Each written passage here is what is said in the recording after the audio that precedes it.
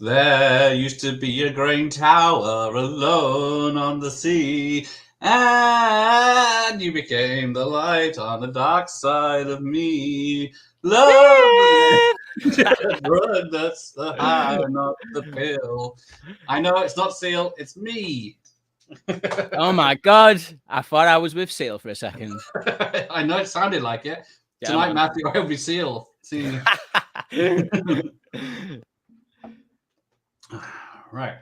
So yes, we are doing Batman Forever or Val Kilmer one-off. So Yeah. which one do you prefer? Out of the covers, Yeah. I know it's got to be the OG poster. I was always drawn to that one. Yeah, that one. Yeah, Yeah. 100%. Pretty badass. It's just a bunch of heads, but it was back in the 90s when that started, isn't it? Yeah. But I do like the Riddler logo as well.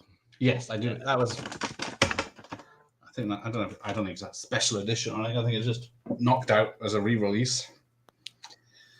Right, so let's see the chat. Kenjo, see the jokes are starting. I'll get drive-through. They were straight in with that. Straight in with McDonald's licensing, aren't we? Straight in. We don't mess about in this one. The will this month never end. Yes, this is the last Batman feature, I'm afraid. Poor Mike. He's been loving it so far. Yeah, I didn't do the 3 Nolans, the 2 Ben Afflecks, or the one. How come no Nolan films, Gareth? What's going on too there? long and not fun. Yeah, agreed. this one is at least fun. So, unless Mike wants to do a marathon of 3 Nolan films this weekend.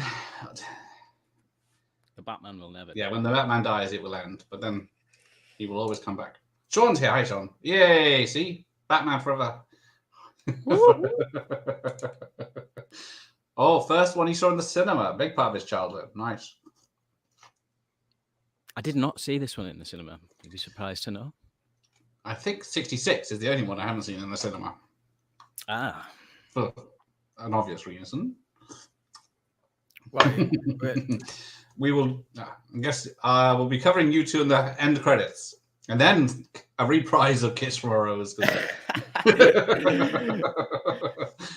A duet for that one. Nemesis. How did he get past my blocker? Where's Nightbot? Someone's retired him. Hey, fans. Oh, he can't make it to the end of this film anymore. Well, he doesn't like the Batman, so what's he know about quality? Oh, what? No way.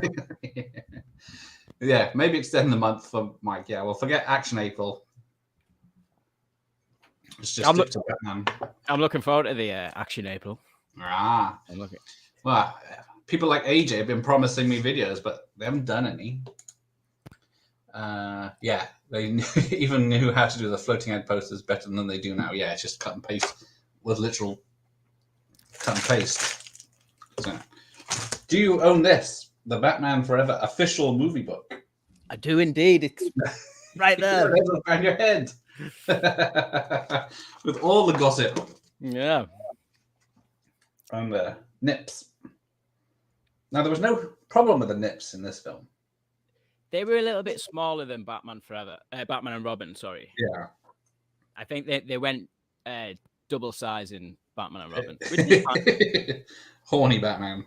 Whatever you're into, it's cool. It's a pretty badass suit in this one, though.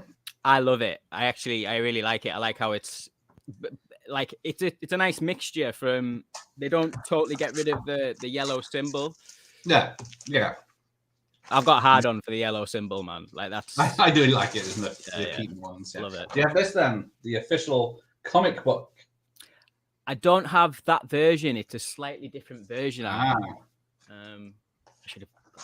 This is the one with included gore of the the Graysons. Something they couldn't include, obviously. Kadoom! And then a bit more fighting and violence in this one.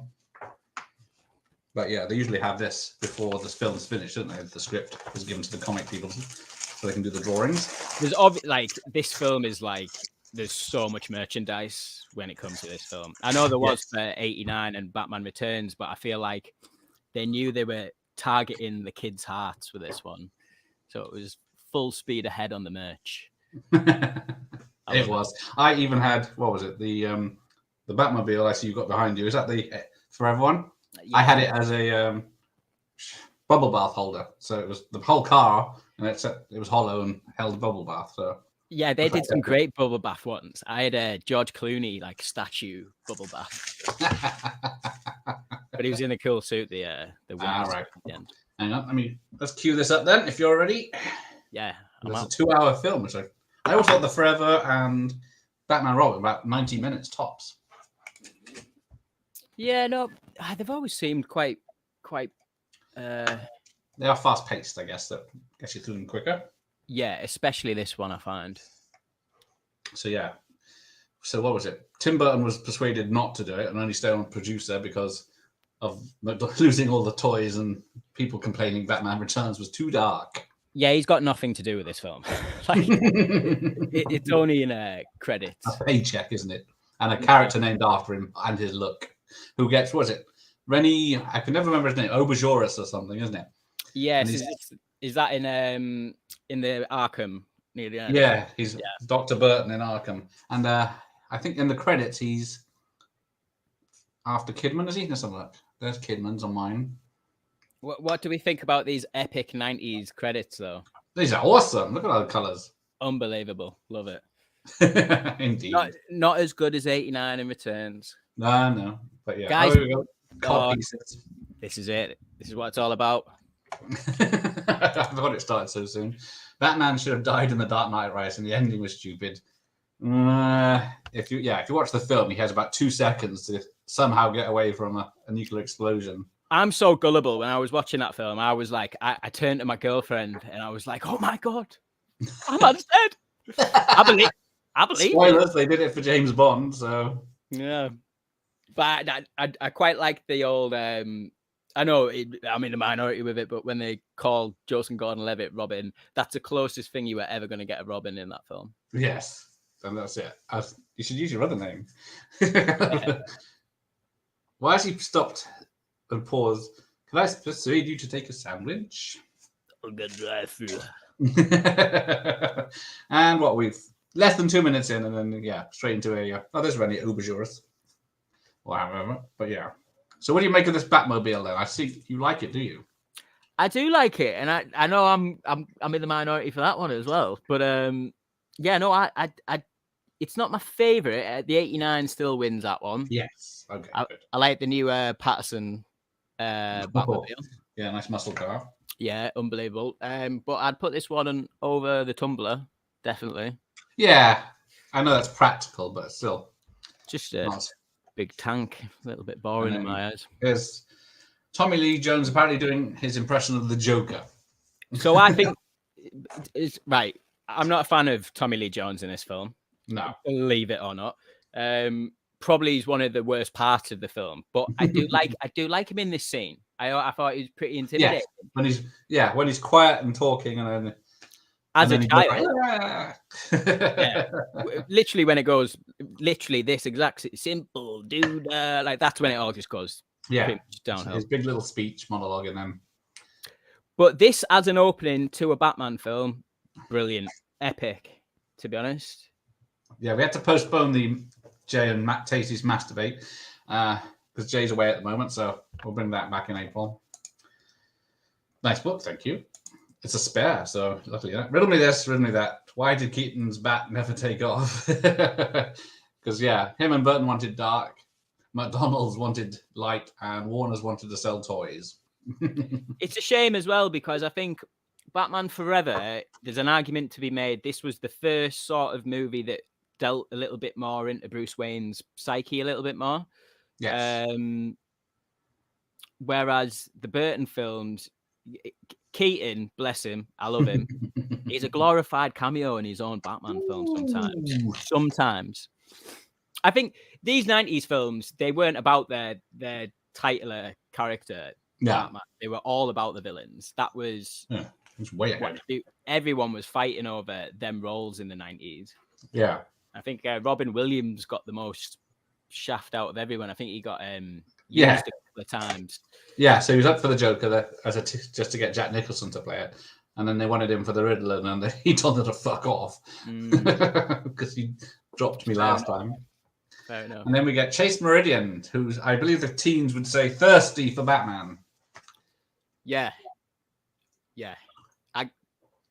She's pretty unbelievable in this. I'm not gonna lie. Her character isn't great, and it's pretty It's like. Yeah, the whole thing is she's on heat, basically the whole film. Yeah, totally. She's got no sort of real arc in this film, which is fine. Morning, Campbell. It's the 90s. Yep. Hello, Echo. Hello. I wouldn't say that he didn't. It's not sure. He lost interest. Yeah, so that's true. Yeah, Warner didn't want Burton to make this because he made them too dark, even though they let him have free reign to make returns. So they wanted to sell more toys. They got Schumacher in. Schumacher redid the script, and then Keaton didn't like the script and the fact that Burton wasn't directing. So he said, "Fuck that." And then we get Kilmer, which I don't remember much fuss about Kilmer being cast back then, but I think this Kilmer was quite big though. I'd say 95, wasn't he? Yeah, he'd done The Doors. I think he'd done Tombstone. I think around then, so that's why he was picked for this because of his Top Gun and stuff. Like, I think it was a sort of natural progression to one of these really big roles. Yeah, and then he did The Saint instead of Batman and Robin. Yeah. But yes, like you were saying about the psyche, because the Schumacher cut delves into his psyche a lot more, apparently, and it's a lot darker and has the bat symbolism a lot more. And 100%. Like I'm fascinated by that. Like, I wonder if we do ever get that cut later on down the line. I can't. If it's already made and cut and the effects and music and everything are in it, why not just polish it up and send it out? It's annoying. They're releasing like a 4K set version. They released a couple of them recently, but they didn't release Batman and Robin or Batman Forever, which I was a bit gutted about, to be honest. They're releasing them next month, I think. Okay. Yeah. But there's no cut on there or anything like that. I don't. Right. I think we're never going to get that. Hopefully we will, but I can't see it happening. Yeah, this is the first Batman film where he doesn't kill anyone, and he does martial arts. Yeah, like I say, I do like this opening. I don't like the security guard. No. Boiling acid. No.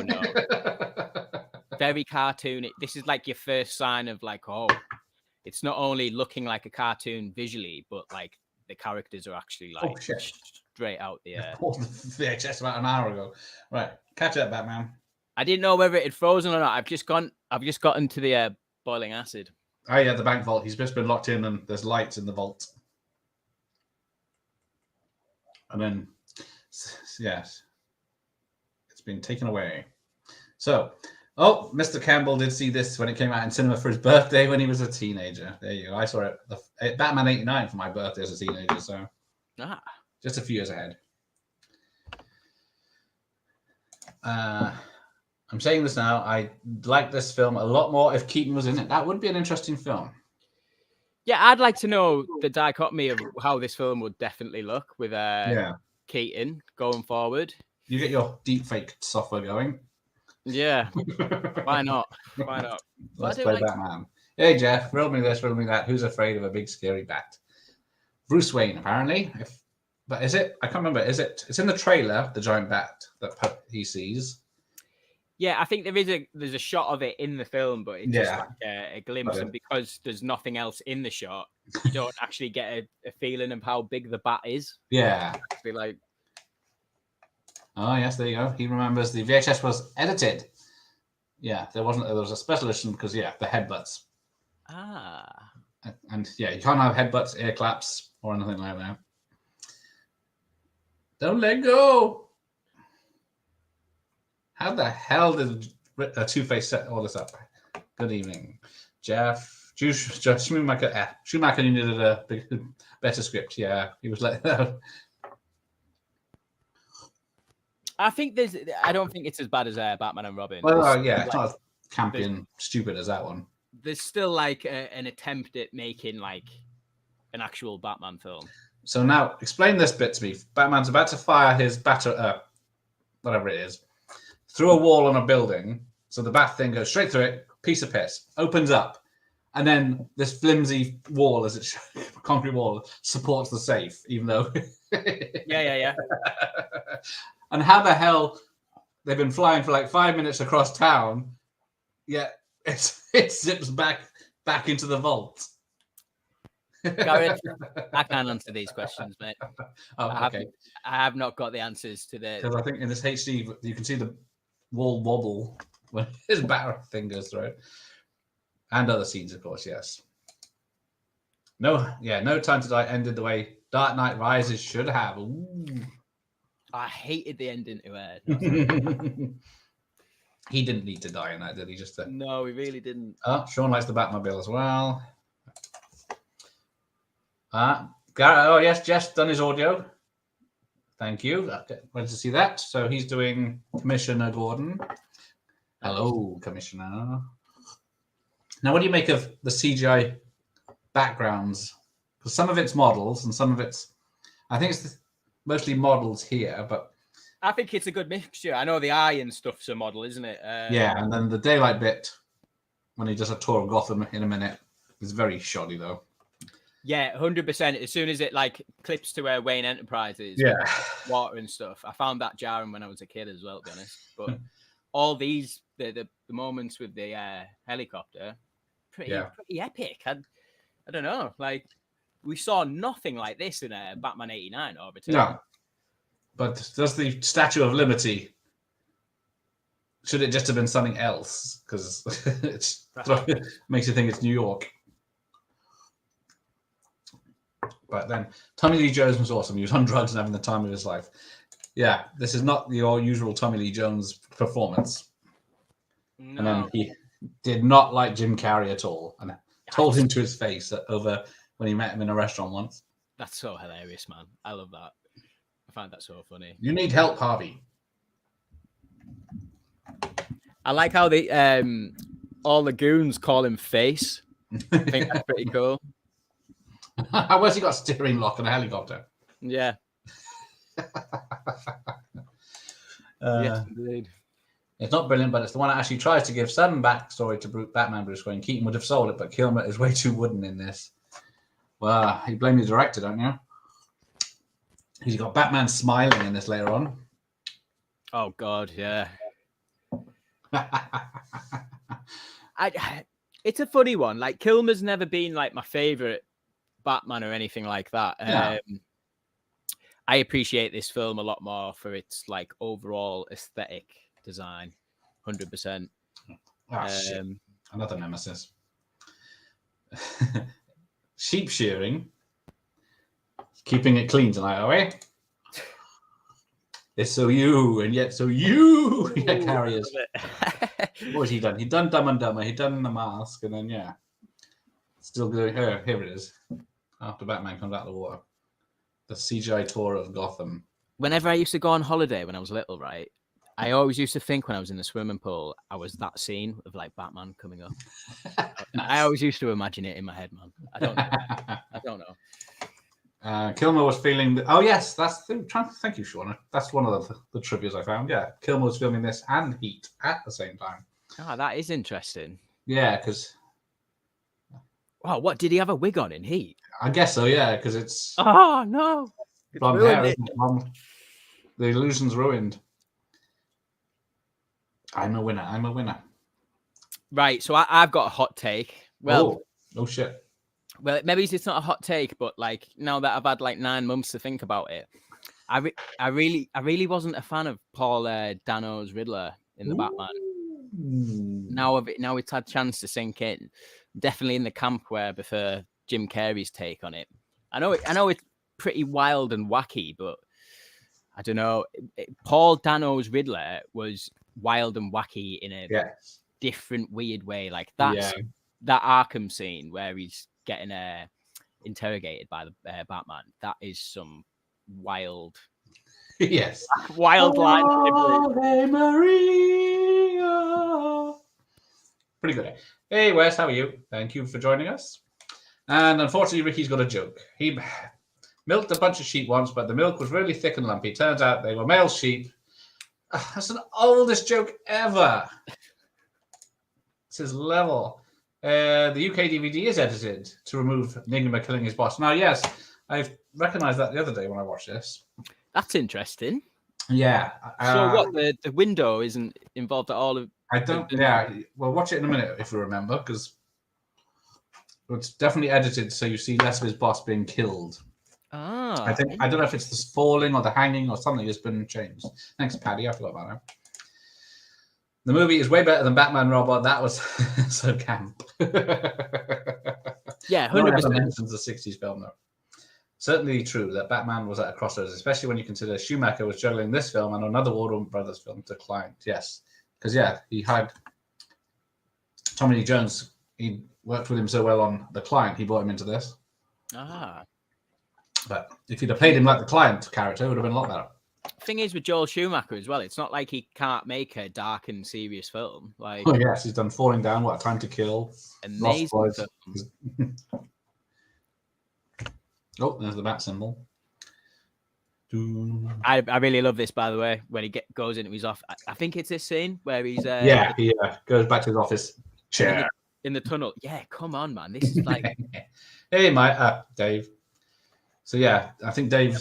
What are you doing this weekend, Dave? Are you on Mike's channel? I can't remember now. The Face Man. Yes, there you go. It's like A-Team over again. Kilmer was good in Thunderheart. I love Thunderheart. That's a great thriller. Have you seen that?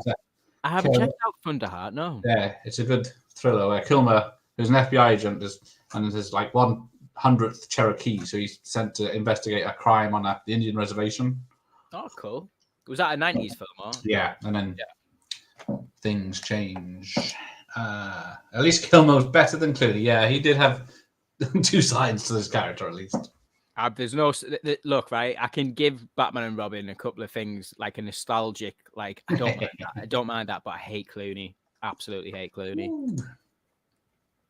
What the hell were they thinking? Yeah, they were going for good looks, I guess, but Batman didn't like that new Batman emo at all. Oh dear. Oh no. Hopefully this. Oh, there he goes. Jump down the tune, down through the Running Man maze.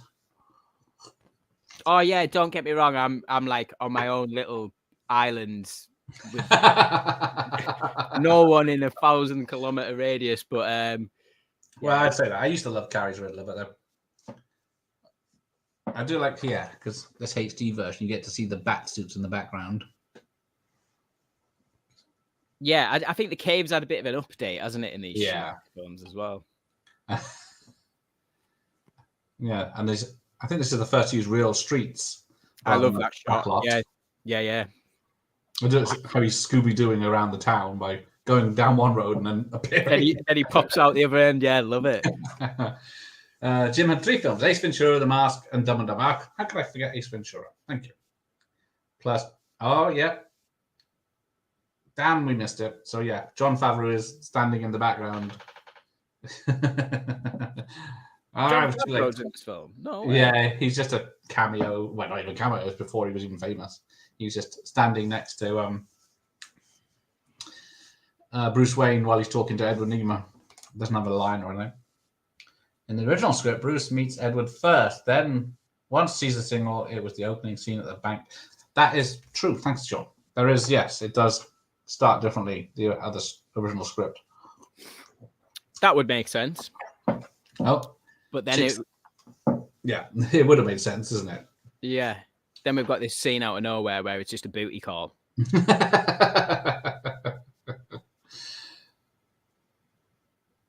Batman's got to be tempted on it. He's got to be like, exactly. Look at that. Nicole Kidman in her prime. I might do. Tom Cruise might beat me up, but I might do. This was during Tom Cruise, wasn't it? Yeah. After Days of Thunder. Unless you've seen Dead Calm and Eyes Wide Shut, there's not much to see here. Eyes Wide Shut, I like that film. Yeah, I thought Daniel's Riddler was generally keep it, even though he's on the edge of being over the top. He was close to being on over the top, especially at the end. But see, it just did get over the top, too over the top for me a little bit. It was, but yeah, there was I guess he's better than Lex Luthor's in Batman versus Superman, though. 100%. Ah, yes, Drew Barrymore's in this because she was just got cleaned up, I think, before this, and then she was starting getting cast in stuff like Poison Ivy and a few other straight-to-video sex thrillers, and then she got this bit, and then she did Scream after this, and then she got a career back. Does she play Sugar in this? Is it Sugar and Spice? Yeah, because they were called Leather and Lace in the original script, but the censor said you can't call them that; it's too sexual. So Sugar and Spice is good, apparently. Yeah, way less. The edited bit is where Ed said, "Fred, babe, you're fired," or should I say terminated. They removed that bit completely, but if you watch the Sky Cinema version, it was reinstated. Oh, here we go. It's coming up now. Yeah, that's it. I hate you. I really hate you. I cannot sanction your buffoonery. That's what he said to him in a restaurant, whispered in his ear, came up to him because during the making of this. It's not even after. Yes, he did crush it as Batman. Hopefully he can crush it as Bruce Wayne and Batman in the next one. Absolutely, Gareth. 100% agree with you. Yeah, like everyone says, he's just playing Batman the whole film. Well, that's technically... I think that's a conscious decision, though. Yes. That was the point. But yeah, I'm looking forward to seeing Pattinson. Why does creepy always have to be so depressing? I quite right. The Riddler played by Jim Carrey. Crazy nuts and colourfully intelligent. Yeah. Exactly, man. Yeah. It was just like... What is it? The 60s Batman had 2 Riddlers, didn't it? I'm not sure. I thought it was on the... I think it was Frank Gorshin and the Addams Family blood. I could be wrong. Someone... Dr. Impossible, correct me. Or someone. Jim Carrey owned the mid-90s, yes. Yeah, he Luckily, did. Sonic the Hedgehog brought some of that back. Yes. Yeah, he seems to be enjoying himself in them. I think he's retired now, hasn't he? Again. Is that fully official? Nah, it's never Second official. retirement. They all retire until a truckload of cash is reversed after they're good. He's coming back for the Flash, I heard. So yeah, this is a PG in here, but it was a 12, sorry, on the 2-disc special edition DVD. I guess because of that, yeah. Pre-2005, there was 1 minute 38 seconds cut by the voluntary by the distributor. A shot of a lot of stuff was cut. I'm not reading out.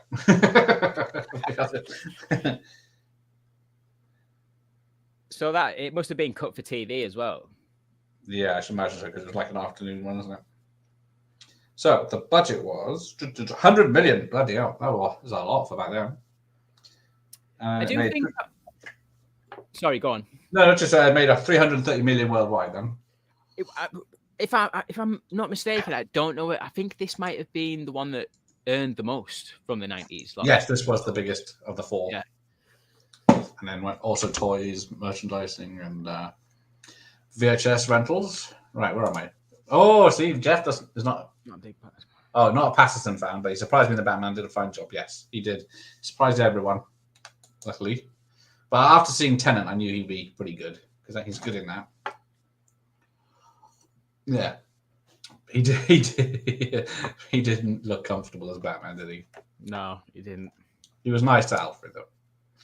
Heck yeah, I agree. I went into it expecting to dislike his performance. Yes, there we go. Hang on. Patterson. It's true. Yeah, although it was a bit emo. Do they have emos anymore? Oh, right, here we go. Here's the killing scene. Hang on, we'll come back to that question. I think. Oh, hang on. Where are you? Because I am. He's literally got him hung out the window right now. Oh, is he? Oh, so I'm behind. Or should I say terminated? He's pushing. There he goes. He goes flying towards the door. And I think, does he just disappear? Smash. Oh, no. Yeah, then he just drops. Yeah, see? So the bit where he's harassing him out the window and pulls the helmet off to drop him. He's just pulled the helmet off as we speak. Surf's up, Big Kahuna. Big Kahuna, yeah. Ooh, now, how the hell does he fix the security footage? The footage.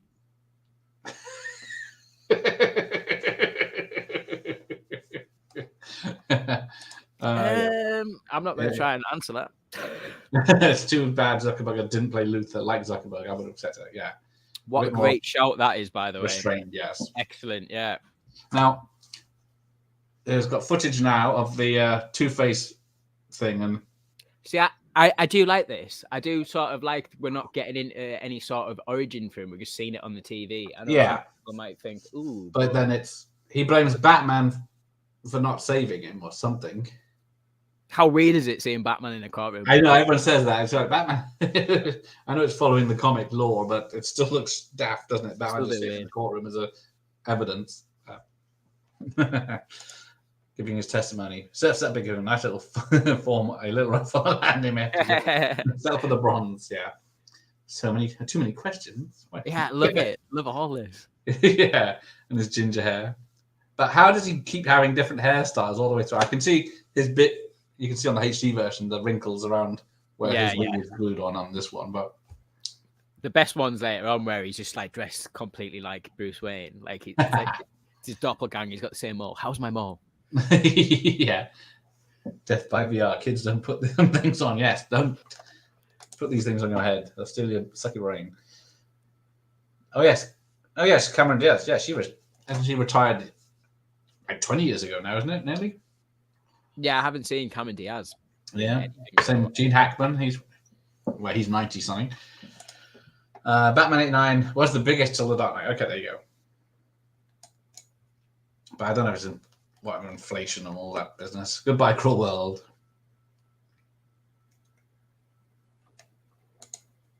Give the family benefits. Yes, poor Billy D. Williams didn't get to play Two-Face. He was paid off handsomely for the part, though. And he did get to appear, do the voice in the Lego Batman as Two-Face. Yeah, it's weird how he's like reprised that role from like 20 years ago. I bet he never thought that would happen. No. Lego movie and a comic. Yeah. I don't know if he gets any royalties from the comic. Oh, he's got it like for likeness, surely. Yeah, I guess they're doing the Two-Face likeness of him, aren't they? So they must be, yeah. Is that the Prince Batman album at the top I see? It is indeed, yeah. Yeah, that's what I got as well, yeah. Is that the VHSs you've got, or 4?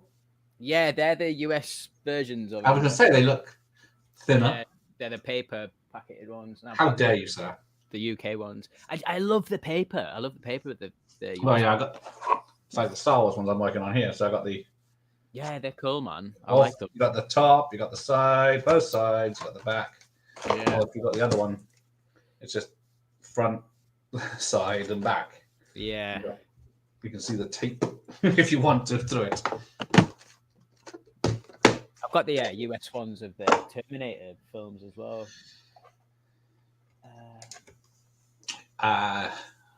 Yeah, they did. Yeah, they did approach Robin Williams for the Riddler because everyone thought make Robin Williams the Riddler the same way they said make Robin Williams the Joker, but they lured Robin Williams to play the Joker in Batman 89, but only because they wanted Jack Nicholson to say, no, I'll do it. There's leverage. Yeah, how the Hollywood works, but yeah. It's the same with, they did it to Robin Williams, was it, on Aladdin 1, and then they replaced him in Aladdin 2, and then brought him back because they gave him like a $60 million Picasso or something Disney gave him to come back for as a sorry in Aladdin 3. The biggest, she is the biggest nymph I've seen in a film. That should have been in a Bond film. Yes. Too right. Oh yes. It would have been weird to have a sex scene with Batman or top half Batman or something like that. Can we just all appreciate how big this door is, by the way, to Nicole Kidman's flat? Well, yeah. Is it a flat? Is it an office? Which one is it? I have no idea. It's the biggest door I've seen in my life, though. Right. So this came out June 16th in United States and Canada. When did we get it? Did you say June 95? June 95, 16th in America. I'm going to say August 95. No, it wasn't too bad. It was July 14th. Ah. Right behind Uruguay, Colombia, Brazil, Chile, Taiwan, South Africa, New Zealand, Cameroon, Puerto Rico, Hong Kong, Australia, Belgium, Spain, and Japan. Did you feel the That- hype around this movie? Around this movie? Yeah, certainly was. It's back when they had summer movies, not May movies, and then April movies, and then Yes. the bigger. It used to be a summer event. So Bat Dance, yes. Have you seen the long video to Bat Dance and a couple of the other songs? They're like 6 to 8 minutes of these dancing, and there's Batman, and then Prince is half Batman, half Joker, and Yeah, I've seen the video about dance with the weird Prince. shit. Brilliant. But thank you, Joe. Great seeing you. Welcome. But yeah, here we go. Hang on, let's just lust over Nicole Kidman for a bit in a tank top, or whatever it is. Better riddles in this film as well than the 22 Batman. And yeah, a bit more fun. Apparently, they had a prize puzzle maker do it. One that does the puzzle in one of the major newspapers in America at the time. Ah, that's cool. I guess you have to work backwards because you have to figure out how to get something to say the numbers that will reveal the letters. But how does Batman not know? Who could it be who has just gone crazy? I want to know how Nicole Kidman doesn't know that Val Kilmer isn't Batman as soon as he says, "Do you like bats?" Yeah, that's a pretty obvious thing. Come on, bro. Oh, he's having flashbacks. Viet fucking Nam. Aladdin Robin only took the job only if the release date didn't clash with his toys, his prep project, and Aladdin didn't make him the main attraction, but Disney gave him the biggest finger and he was pissed. Yes, there you go. I do enjoy that film, Toys. That's pretty good. I saw that in the cinema, but it bombed hard. This was the same year as Power movies. Fuck. That's another bona fide classic. See, I never got into Power Rangers. I was too old by then. Oh, I really like that Power Rangers. Snappers. Jim loves the Power Rangers and Mortal Kombat, which we're doing next week. The film, anyway. Oh, cool. What, the 96? Mortal Kombat! The Ray version. I like it better than the new one. I'm not a massive fan of that new Mortal Kombat. I've only seen it once, and I thought, not in a rush. Terrible lead character. If they just swapped out same with that Snake Eyes film they did. The dullest lead. Yeah. Did you ever hear the song "Dance with the Devil," Prince? He took it out of the soundtrack because it was too dark. Don't think I have actually. No. I have to look at that. I know there was a few tracks on that Prince album that didn't make the cut. Yeah, because it was only like a concept album for the film. It was supposed to be one song, and then he wrote a whole fucking album. And I thought, yeah, we'll do it. Hey, Ramon, how are you? Enjoying my argument. I'm looking at Nicole Kidman, looking fine. So, tape's fast again now. So, yeah. Of course, we're going to the circus. Like someone was making a joke about they televised the circus in Gotham. This is like the start of these like really big, elaborate like sets where they're like, it may as well be theatre at this point. Like, yeah. This in the throne room at the end of the film. Riddlers, it's just probably I don't know. Yeah, they get away with it because it's obviously a circus. So like, but I'd be interested, like, if this film came out now, would this circus be CGI or would it be an actual? Yes, it would. 100%. No extras, just blue green screen. But yeah, we got what's her name? Gossip Getty, someone who's Bob Kane. Bob Kane's wife. Yeah, and she's in this and Batman and Robin as this reporter woman. And there's the Graysons in their lovely costumes. Here we get our 35-year-old Robin. Afternoon, Stanton. Well, thanks for joining us. Mortal Kombat Annihilation versus Batman and Robin movie. Who wins? Ooh. No one that watches it.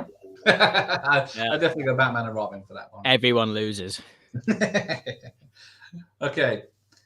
Where did this come in the top 100 films of 1995? Oh dear. This wasn't like horrifically received when it came out, I don't think. No. I think the stigma came after Batman and Robin. Cool. Yeah. What top? What are we coming out? Top Going out? 100. Top Films 100. of 95. So, where do you think it came? I'll just. Yes. I'm Batman. He does at least try. Number 14. Yeah, watch out. Nightbot is still. I thought I disabled Nightbot, but he's obviously still in charge. Just popped in now. Joel Schumacher did a good job, but it would have been interesting to see Tim Burton's take on this one. Yes. Yeah. Would have been a lot different. Less day glow, fluorescent makeup in a minute. I do like the fact that we get a bit of variety from this era, though. Yeah. In my eyes, you know, like the Burton films and the Schumacher films are a bit like two faces of coin. One side is scratched, dark Burton films, and the other side is just nice and clean and shiny. It's all right, Paddy. I'll try. I thought I disabled Nightbot from attacking my people in the chat. I'll have to find another way to turn him off. Who the hell's Nightbot? It's like a moderator that you don't automatic in case someone's watching. Is he like an AI night? Yes, moderator? pretty much, and he's gone rogue most of the time. He's gone rogue. Skynet's coming. I don't mind Tommy Lee playing Two-Face either. Thank God for the client. Quite literally, yes. Client, I need to watch that again. That's a badass film. I do enjoy the old legal thrillers from John Grisham.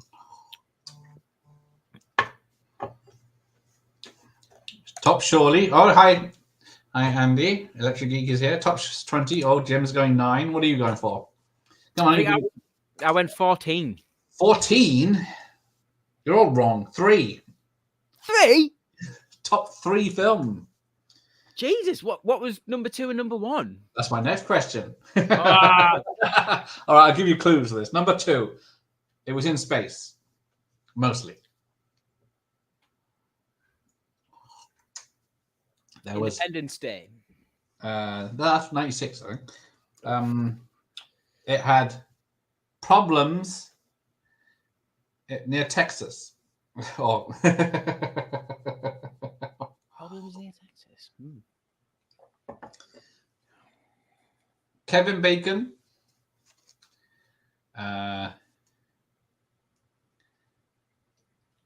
Who else? I'm gonna hate myself after this. I'm gonna hate myself. I can't think of the fucking name. Kevin Bacon, 95. Space. Trying to think who his name is now. Corporal in Aliens. What's his name? Paxton. Bill Paxton. Fucking hell.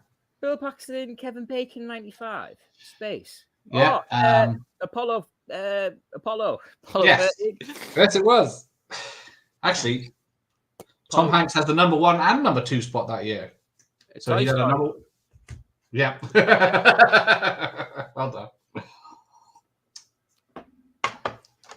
You know what? I'm so glad I'm wrong at 14. I'm even more proud to have that poster behind me now. Number 3. Yes. Number 1. Well, that's worldwide box office. So I knew it was a good film. Quentin Tarantino played this at his cinema not that long ago. I knew it. Forever is a class Batman film. First of it, yeah. Everyone that saw it first in the cinema loves it, didn't they? Yeah. First one they saw in the cinema. Agreed. I didn't see this at the cinema though. I think the thing is, it's like a weird one for like anyone who's my age. Like we didn't get a Batman film that we could actually go and see in the cinema until 2005. So like it was like you just had these 4 films, and obviously 97 to 2000. What did we say it was? 2005. Yeah. So 8 years of no Batman.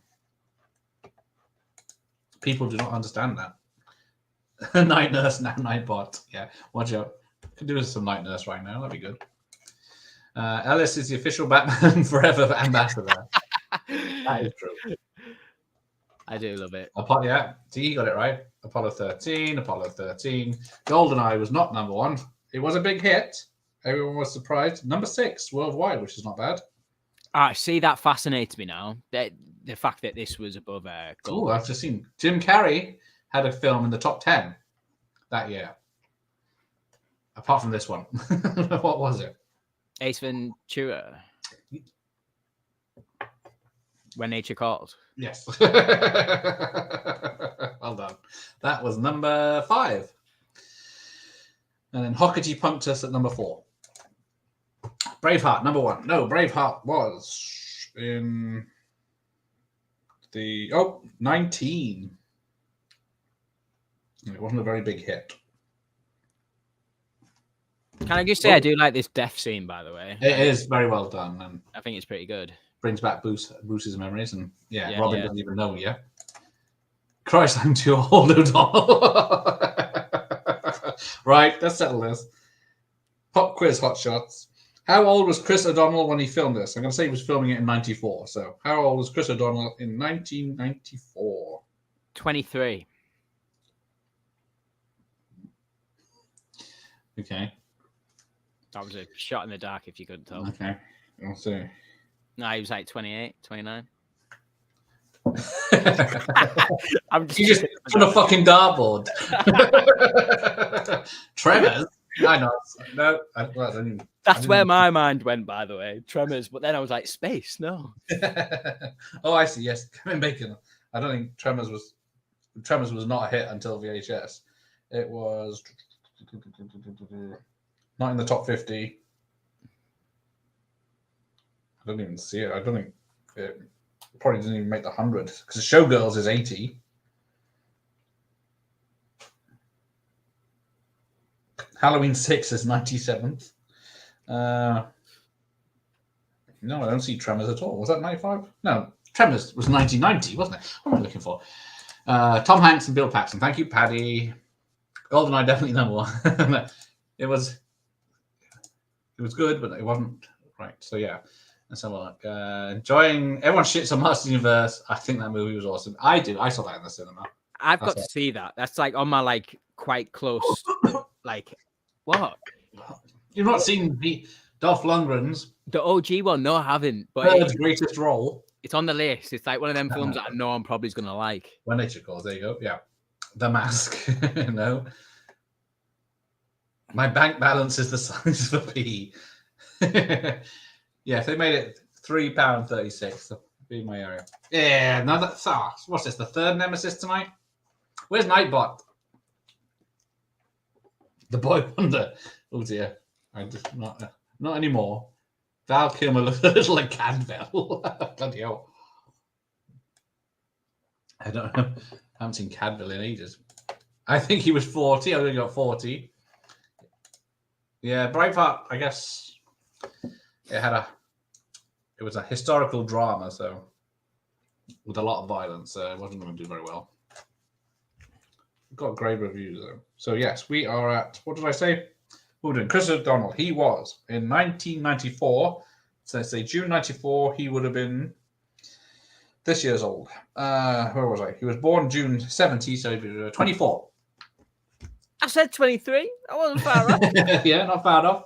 So, we got a nice Ferrari there. Can I just, right? To be honest, right? I think it would have been hard. It would have always been hard to include a younger Robin. Like, I think it's when I was younger watching this film, I wasn't thinking to myself, "Oh, that's an old Robin." I still thought him quite young, but maybe I was young at the time, so maybe I didn't know any different. Yeah, I guess he could pass for 18, 19. Yeah, but then still, Robin is supposed to be the boy wonder, like Al says. At least they attempted putting a Robin in. Like everyone past these two films have been so scared to include a Robin. Yeah, so I guess it's always frustrated me, to be honest. Yeah, there's a lot of Bat Family that we haven't had on screen yet as like live adaptation. There's so many members of it that we haven't seen. Well, we just lost out on the Batgirl film, but yeah, a bit of a shame that one. And then I guess Robin's a difficult character because people, would they accept a 40-year-old man taking in a 13-year-old boy and train him to be a vigilante? I just think in the current landscape of like the superhero genre, we've seen wilder things in the last. Well, I guess it worked in Kick-Ass. Kick-Ass, thank you. That works really well, but I think why that works is because it's uber violent. Obviously, we couldn't go that violent. Yeah. Oh, could they? Well, maybe, yeah. Maybe. This Damian Wayne who's playing the Robin in James Gunn's new film. He is. Yeah, that's gonna be weird. Isn't it? Nightbot possesses no threat to the Nemesis. Bastard Nightbot. Which villain am I? Two-Face, you are, Al. 1 minute. Oh, hi. Do this. Hey, ha. And then it's stab in the back and return. The only Batman Schumacher film we can all tolerate. Hey, Heroic Waffles, how are you? All the way from USA. Every time he pops on, I see his little picture and I fancy waffles. I'm a big fan of waffles. Big fan of waffles. And I'm starving. Braveheart became bigger after Oscar wins. There you go. I remember an interview with Gibson where he said the film made 80 million in video sales. Yes, it's one of those back in the days of rentals. I'm surprised Braveheart didn't do better, to be honest. I think people liked Mel Gibson at that point in the 90s. He was top of his game, popularity-wise. He was safe. It was safe to like Mel Gibson then. What did I say it was? Because Power Rangers was 45. Beaten by Under Siege 2 at 37. Mortal Kombat, I'll save that for another day. Braveheart was 19. Father of the Bride 2 and Congo beat it. So, good day. Judge Dredd came out in 95. That's a good point. I didn't see that. Don't get me started on Judge Dredd. You're a fan? I'm an uber fan of that film. Andy knows if he's still watching. Okay, then you can tell me what position it came in the top 100 then. What, Judge Dredd? Top 100? That's, my God. How many films? All right, I'll narrow it down. Top 52. Oh. 51? No, 52. Jesus. It bombed hard, that one, which is a shame. I love that film so much. I think it's so underappreciated. Yeah, 34 million worldwide. And the guy who, like, Alan Silvestri did the score to Judge Dredd. I don't know. It's exactly like the Avengers theme.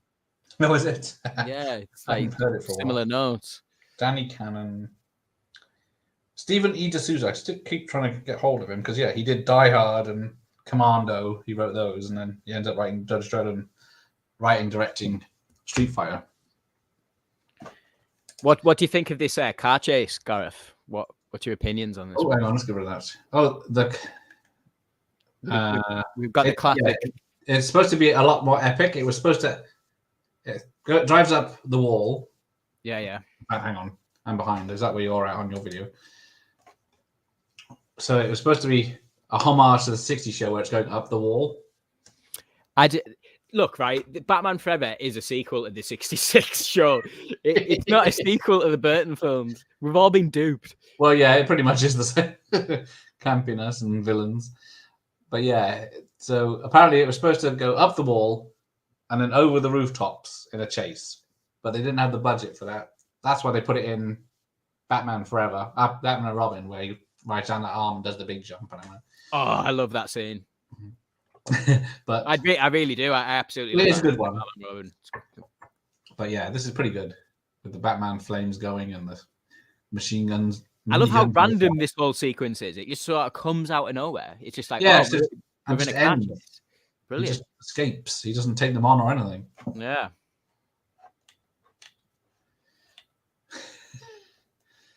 Oh, I'm way behind now. Right.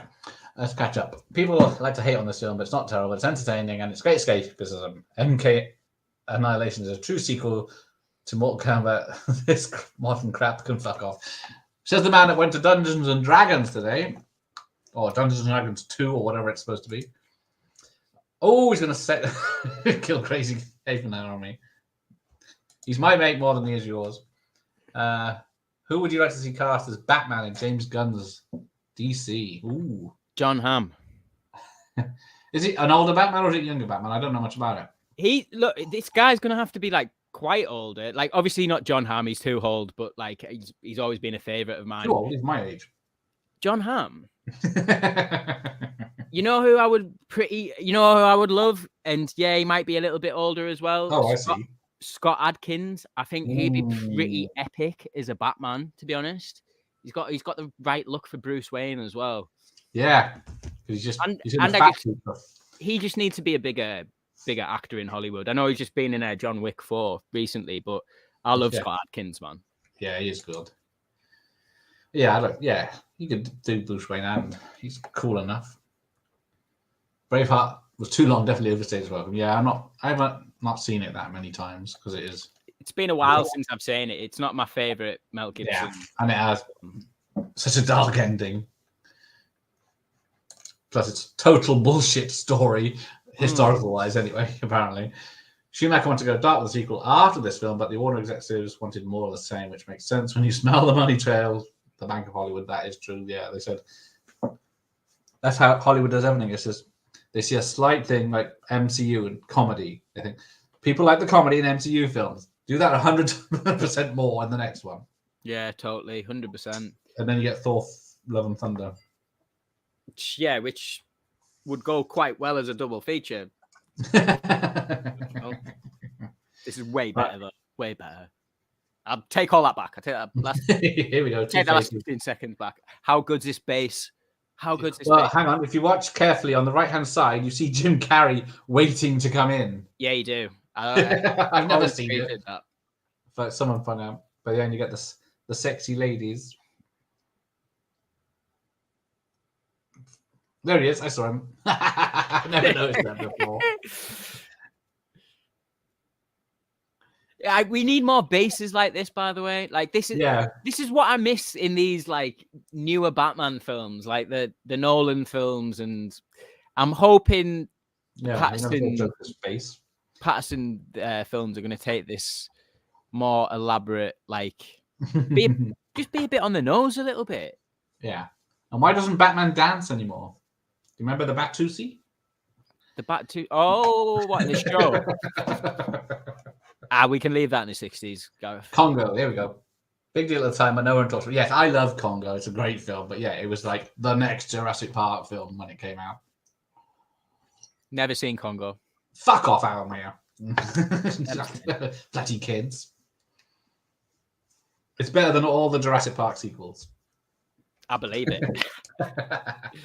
I liked Under Siege 2. The guy from Top Gear was in that movie playing the villain.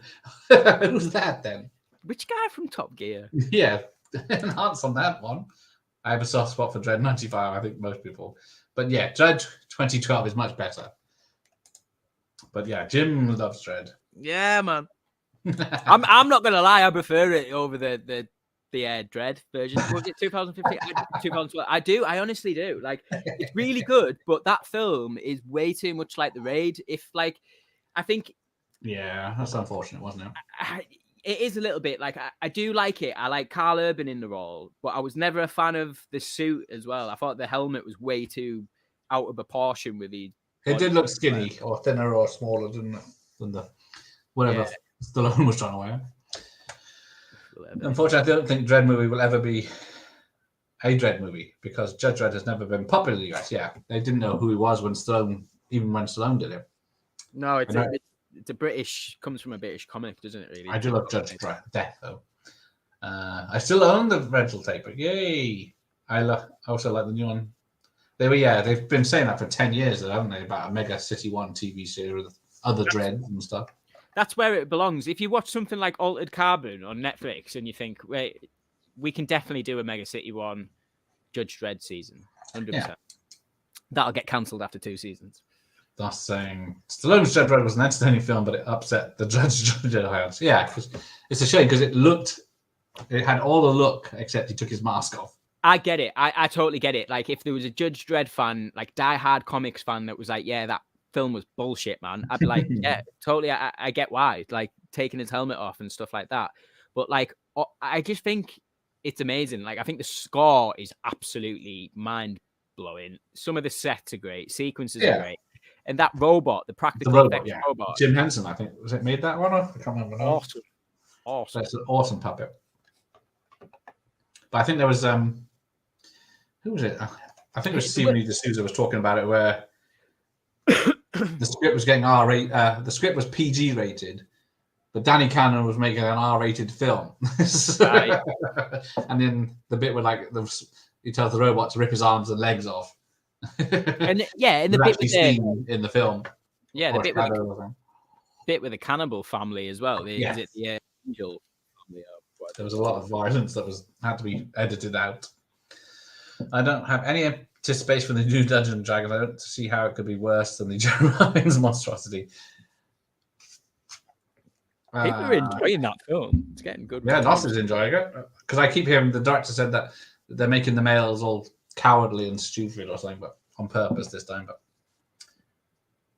But Nos liked it. There you go. It's escapism, like this film. Release the Schumacher cut. Yes, people keep asking for it, but I guess the Donner cut ruined that because everyone wanted the Donner cut, but it wasn't that good. I think any cuts Warner Brothers are going to take a very long time thinking about. The Justice League probably didn't make a mint. Yeah. Because what did it cost? 80 million to release the Snyder cut. Yeah, that was just the price of another film. You could have released it, and I don't think it made it back. No. It's an improvement, but it's just at the end of the day, the loss they made with Justice League that they did release in the cinemas. Oh my god, that was a crime against humanity. I've seen that one. Dread 2000. The only time I felt comfortable with film from a British comic book. It's remarkable and perfectly realised. Yeah, small scene. Yes, just need a small location. Didn't need Dread stopping a giant blue beam from the sky, destroying the Earth. Yeah. Felt contained. Yes. There you go. And Robin showing off his. So, along with like Tommy Lee Jones, that I can't really defend if someone was like, yeah, that's a bad take. I can't defend this either. I can't defend this though. I love this scene. Oh, this is the Dick Tracy scene where Business is playing. Yeah, it's brilliant. I like it where they got the diamonds. He's like, "Oh, this is a good one." He's like, "No, this is a good one." I got my partner to draw that exact scene. I got it framed. Nice. Now, where is it? Yeah, because they're doing. Why does the Two-Face gang have 40s vehicles? I know they're trying to keep with there's no set. I do like that though. Do you know? I love that. It's like that Art Deco, like keeping it like true from the animated series and like the Burton films. Yes, they kept hold over that. It's just the villains in these films go to a lot of effort to deck their goons out in the proper merchandise. At the end of the day, it's a business. Like, look at Jack Nicholson's Joker. Like, he made sure Bob and Lawrence and all them goons that he had the emblem, the Joker emblem. Yeah. He wasn't fucking about. Same as Two-Face, man. Lawrence, let's broaden our minds. Come on, should we just put Batman 89 on? Come on, let's go. The thing is, the men were not wimpy, and the biggest one complained about was the foaming hard right spine is actually integral to the whole story as the strong white male lead. There you go. Because it's like Big Trouble in Little China. He's not the hero in his own story. He's a. I love that when I finally got around to watching that film, because that wasn't like a childhood film that I used to watch on the regular. Saw that one quite late, but I love that whole depiction of that hero that's just an absolute. He's a nightmare. It's the whole situation's much worse with him being there. Yeah. So, what do you think the time level of this film is? Because we've gone from Jim Carrey being sacked to Jim Carrey having his own billion-dollar business in 20 minutes. Yeah, it's quite interesting, isn't it? I don't know where this sort of comes from, but I think it's quite funny though, like the sort of meaning behind like their big arching plan of like sucking the brainwaves out and stuff. Welcome to 2023, man.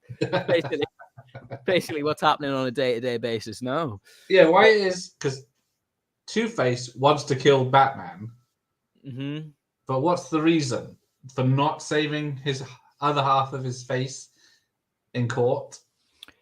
Oh, Two-Face is I don't know what he's trying to do in this film. And then he's only teaming up with the Jim Carrey because they're using this special device the Riddler created. How big is his hands?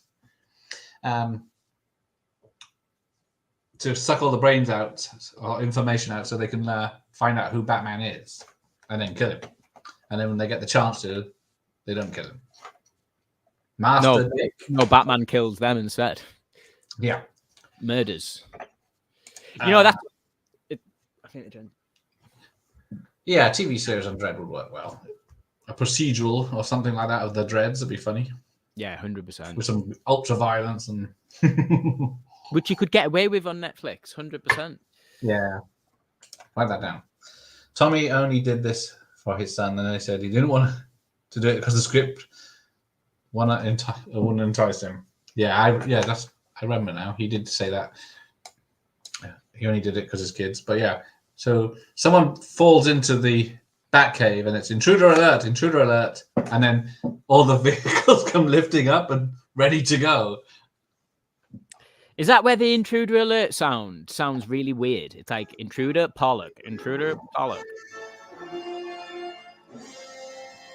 a good theme, though. Oh, right. Now that you've just played it, we haven't even mentioned it. Yes. Gareth, I love this theme tune. I absolutely love it. It does. It's not. I always listen to the other ones. Yeah, 100%. It's not as good as Elfman's at all, but if you're going to change composer and do a new score, it's not too bad, man. Not too shabby at all. And yeah, this has a better soundtrack. This has got one of the best soundtracks of the 90s in general. Yeah, I used to have it on, I think, a CD or tape. I've got it on CD. I'm tempted to get this one on vinyl as well. Yeah, if I could find it, I would pick it up. Yeah. I think they've done a re-release of it quite in the last 5 years or so. Soundtracks. Because yeah, I was a big fan of U2 at the time. Yeah, well, this is like, I don't know, like U2 were still pretty sick at this point. I think they were doing their Zoo tour, I think, and then Bono had his clown character Mephisto or something in the tour, and they wanted that character to be in the film, but he said it was after they finished doing that character, and then he said he wouldn't want to do it. But yeah, he got. But U2, Seals, Kiss from Rose, The Offspring, Smash It Up, Bad Days, The Flaming Lips. So yeah, You Hate Your Bastard Job, and you got Lenny Kravitz. Me and Andy were talking the other night. Electric Geek, if you're still watching, he said that he didn't realize that was a Flaming Lips tune. Neither did I. For a long time. No. Flaming Lips. Yeah, I think I first heard them properly on Scrubs when they were in the episode singing their song, which I've forgotten. I like this scene where Alfred rings him on his little. Yeah. Oh yeah. If you watched The Watch, the one thing I liked about the 2001 was Richard O'Brien cameo. I don't think I've seen the 2001 Dungeons and Dragons. Oh, have you not seen that, Gareth? Yes. There's one I haven't seen now. Oh, no way. I almost like it. It's actually got has it not got Marlon Wayans in it? The discounted Robin from Batman Returns. Ooh. That wasn't me. It's not me saying that. Warner Brothers. Oh, there's Warner Brothers. Let's blame them. I was ready. It was actually Burton's fault. So hang on, I'll wait till the phone rings. Amanda Sante was good in 95 Judge, yes. I liked him Mambo Kings, yes. He's not John Watts, but he's an interesting actor. Yeah, what was that cop thriller he did? I, the Jury? Was that him? In the 80s? We are all two people. So yeah, if you watch the watch scene, it's the same hand every time, and the fingers move in the same shot every time they show it, because it's just obviously reused someone's hand and watch. And then How does Bruce not know what he's talking about, though? Come on, bro. The car. I'm busy banging sluts. Yeah, man. What do you want, Alfred? You're not letting this one in the back cave either. Not way too much. So yeah, it is weird how the wings on the Batmobile just wobble. Yeah, always hated that. But they're flimsy as fuck. I know Chris O'Donnell actually crashed this car, didn't he? He did. So yeah, I can do this fucking stunt. Drive a car around a corner and hit something. I bet he didn't say that. I bet he didn't say that for Vertical Limit. I can climb this mountain. Because how far back is the seat to the fucking thing? Yeah. It's impossible to see where the front bumper is. He rides then- it like a 17-year-old. He's totally clear. Who are these ladies attack of the night around the battle?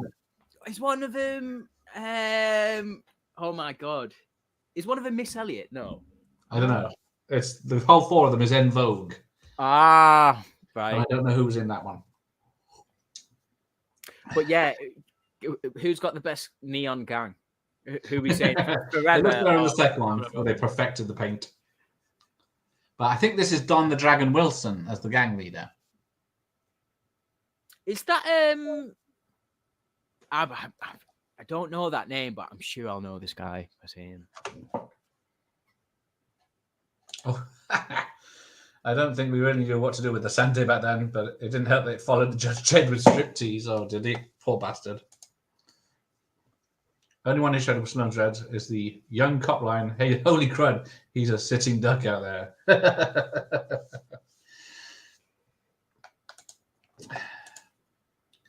Either jury was terrible. It was terrible. It was I have no idea what was happening in that film. And there's a lot of nudity, so that was the only thing that kept the film going.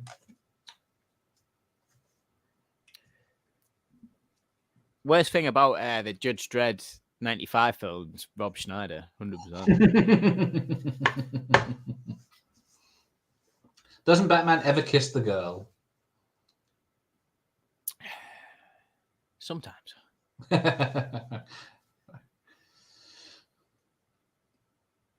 Yeah, now you're dead.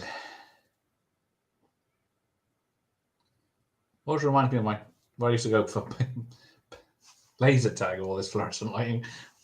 Yes, that's exactly what it looks like. Laser tag. Good show. And how big are the dark lights that got on us? Oh, there's Batman. It's Batman. I love that shot where he's just like sort of out of focus a little bit. Yeah, and you don't see him straight away. Yeah. And he Batman. glide kicks down. And then they piss off. And they gets beaten up by Robin. See, you never saw Christian Bale ever go down a building like that before.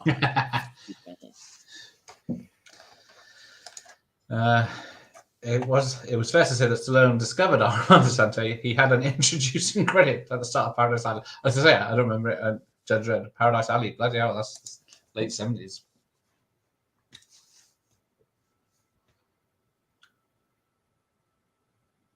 How dangerous is the Batcave? There are no guardrails in the whole fucking thing. Oh yeah, your life's gone. You know, trying to get one of your boots off, and you just like, oh, come on, lights off or something in one of the areas. It's like he nearly kills Vicky Vale in the first film. Oh yeah. Like, don't go over there. He just says, "Watch out."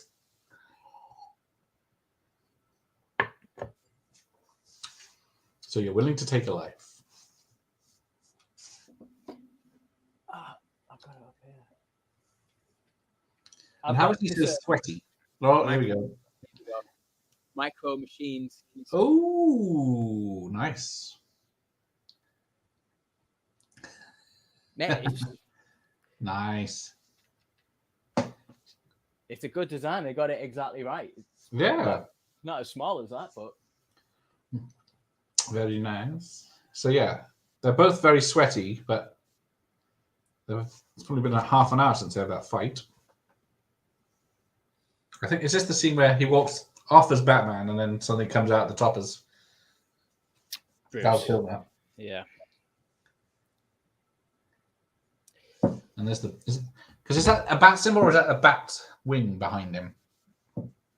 I think it's a It's just the symbol. It's not a bat wing. Yeah, because it looks too big too small to be the bat wing. It's just a logo, just so he knows he's in the Batcave. Yeah.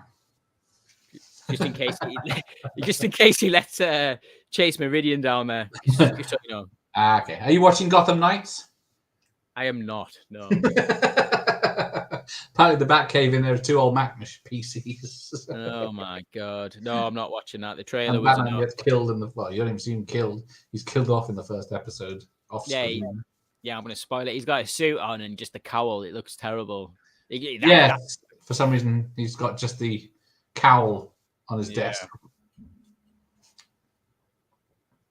I've only dabbled in the TV stuff. It's like Gotham. I think I watched the first season of Gotham and then sort of. Yeah, that's about where I left it. I think I started the second season. I thought, no, this is not. Yeah. Yeah, I love this where Jim Carrey's just like, yeah, how's my mole? Trying to look Bruce Wayne exactly the same. Oh, I see. I don't even remember Robin being at this event any other time before this. Because he just comes down the steps out of shot and then disappears for the whole thing. Yeah, but he's nowhere to be seen in this party unless he's just. Yeah, that's why you don't. The first thing you see of him is when he runs outside to get his costume.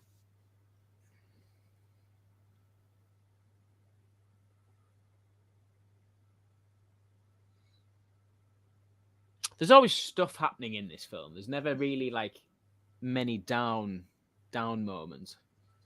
Did you ever see the Birds of Prey intro for the 2000 series? Yes, this was the same suit, wasn't it? Yeah. And I then think it was there's a Catwoman as well. But then, yeah. I'm trying to think of the actresses. I'm trying to look it up, yeah. It was a terrible series, but it was... The opening was amazing because it was... I know they had a little Joker cameo in that as well, didn't they? Yeah, the Joker paralyzes Barbara Gordon and she becomes the Oracle and... Yeah. Yeah, I haven't seen Paradise Alley for donkeys yet either. I think I haven't seen many of Stallone's early work. I saw, what was it called? It's called Cannonball here, but Carquake here. He has it was made by the same people who did Death Race 2000 in the 70s, and he has a very small scene in it. I've been on a bit of a Stallone hype at the moment.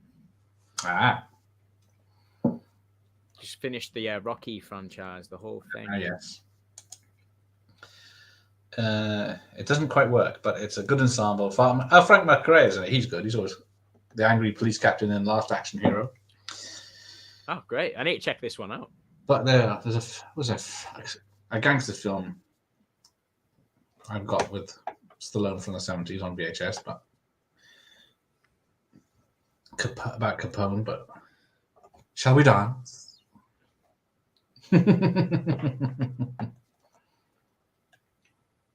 Yeah, Robin just disappears. He is not in any of these shots. Oh, he sings it before Rhinestone. Yeah, I've only seen Rhinestone once. Yeah, who thought putting Dolly Parton and Sylvester Stallone in a musical together where he's a country singer?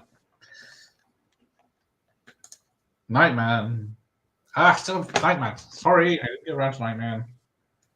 I will write that down now. Nightman. Too busy with the sexy ladies of Birds of Prey. Nightman. Cometh intro. Robin's not old enough to be at this party anyway. That's why he's not. Well, yes, if that's American rules. Yeah. This 17-year-old child. And then there's Drew Barrymore with her predator blood.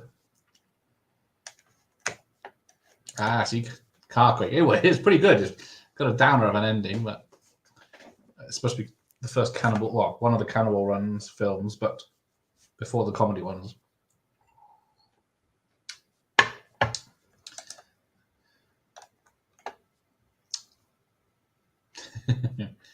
Tell me your secrets. So what does Bruce think he's going to do? He turns it off and then steps in. It's not going to work or anything. He's not going to see anything. Well, like you say, he's took the predator blood out of the machine. It's got no fluid. It's not going to work. I don't know what he's expecting to do. Here's the Goon Squad. Isn't this TV showing on the outside as well, or is it just on the inside? Because I'm sure when he was outside earlier, he was seeing the guy with the. Yes, there is a TV outside that shows you what the people are seeing. Yeah. Well, Val Kilmer's fucked. Everyone's going to know he's bloody Batman.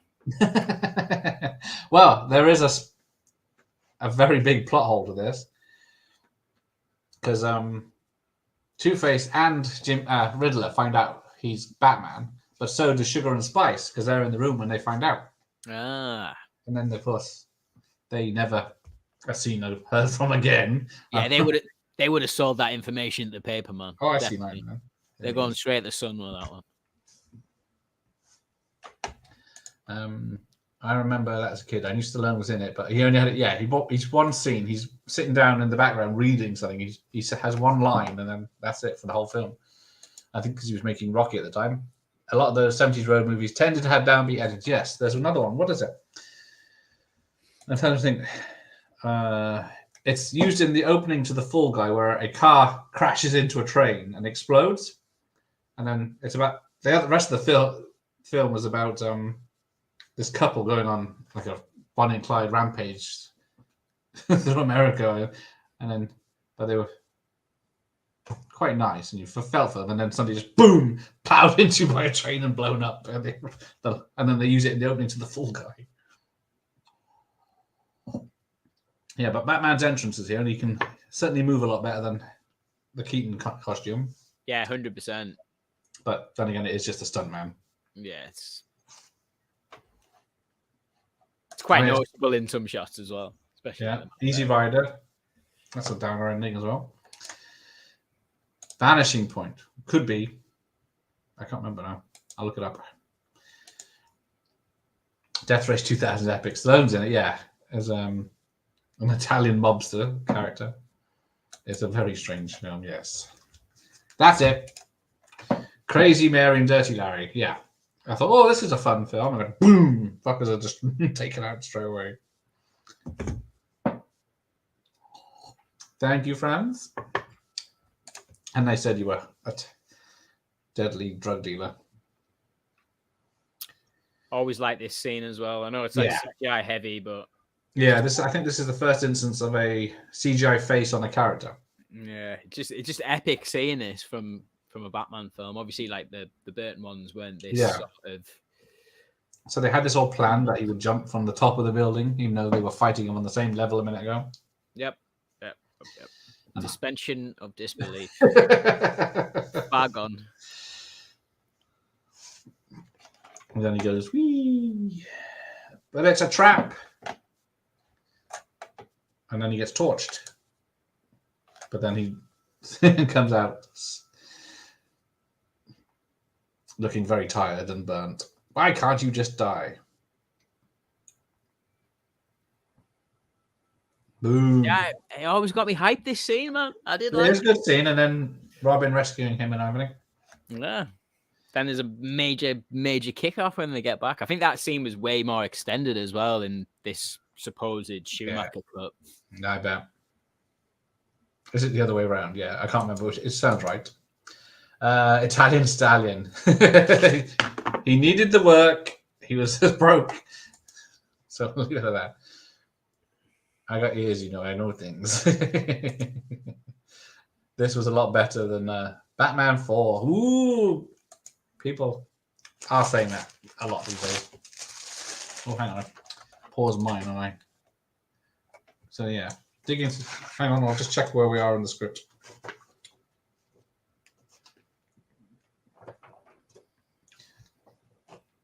There we go. Why won't you just die? Collapses everything on him. Robin pulls him out. And then Batman has a go at him. Batman gets a booty call again. But then she realizes she doesn't want Batman. She's in love with Bruce Wayne, but she's had, 2 scenes with him? Yeah, it's a bit all over the place, isn't it?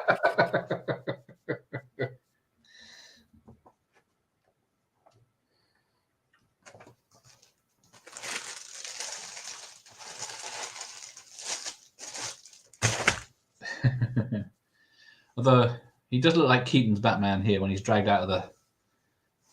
Yeah, he does a little bit. That's a good shout. Yeah. I don't know if it's because of the grey dust all over him, like the same as in the end of '89, but gives that effect to the older suit, doesn't it?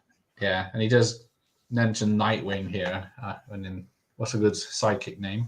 I always got a little bit of a twitch when he said that. Although I don't think I knew who they were back then, but afterwards I found out. Two-Face should have had a cape, and then none of this would have happened. Yeah, he should. Because I watched The Dark Knight the other day, and I like how they burn half of his suit, so it's all melted. So that... Yeah, I do like. I really like the take that they do with Aaron Eckhart in that one. I think he's phenomenal in that film. Yes, I watched Electric Light and Blue the other day, and I thought, oh, that's nice. And then, yeah, downer ending. But yeah, Easy Rider is a bit too weird. I think, did Jack Nicholson write that? I can't remember. Did he write that one? I can't remember. Someone will tell me. Oh, I'll look it up. I know. It's in the wrong page, so here we go. Maybe she seems quite lovely and wise. Yeah, he's watching videos of her slow motion doing her hair. Yeah, now Batman's coming for the booty call. Oh, there was a sequel to Easy Rider in 2012. Just in time. Oh, no, Dennis Hopper I'm thinking of, yeah. Jack Nicholson wrote Head, which was the movie of the monkeys. Ah. Which is a psychedelic trip, if there was one. But yeah, so apparently Nicole Kidman is actually naked under the covers. And when she's there. Lovely. About that one. Yeah, I guess she's blonde haired, isn't she? And then, yeah, when she's walking around with it wrapped around her. Let me just increase my contrast and brightness. Electric Light is a very fine film. It was dubbed the right wing Easy Rider, but I think it's more to it than that. Yeah, it wasn't. I never saw that. I just saw a poor cop on the beat in the desert. Pierce Brosnan would have made a great Batman, but he was too busy saving the world on another planet. It's not a bad shout. Yeah. You can see him as a Bruce Wayne. Because he was pretty good at he was the best thing about, what was it called, Black Adam. Yes, he was. Yeah, really good. That's just a Saturday morning cartoon, that film. Yeah. I watched it the other day, but I watched it on a morning while I was having my coffee, and it was just, that's the only way to watch that film, really. Yeah, it's not, you can't invest in it, can you? No. He's in hot water this week, though, The Rock, 100%. Yes. Wow. Because, yeah, he could have been supposed to be Shazam's nemesis, but he says, no, I want Superman.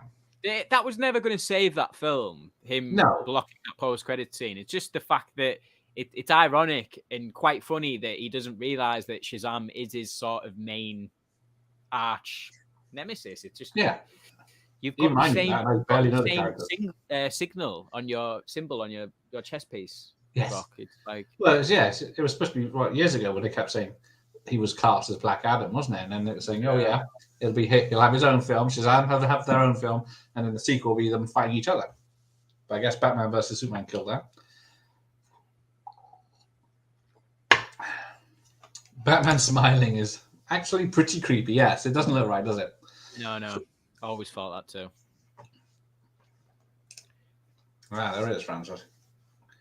Incredible soundtrack. Bring forward a very dark stab at American Dream that never existed. Yeah, it was a shocking film when I watched it.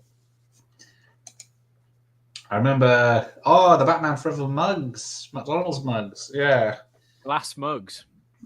Because have you seen the tap they're giving away now?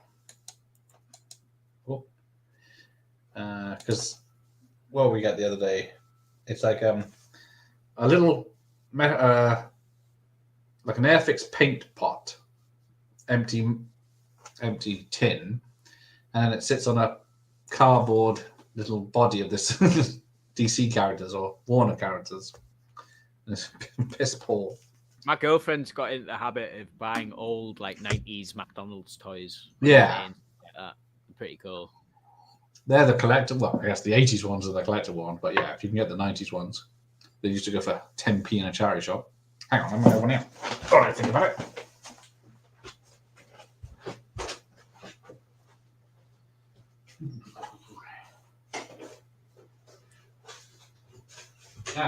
Go to the charity shop. Never mind. But yeah, it was. And then for the Christmas ones, they're like a little padded fabric thing of a character, and that was piss poor.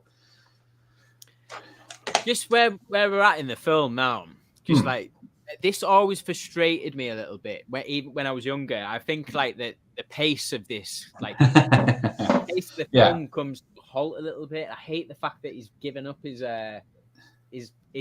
role as Batman just because he's going to get some time with Chase Meridian. It's like, come on, mate.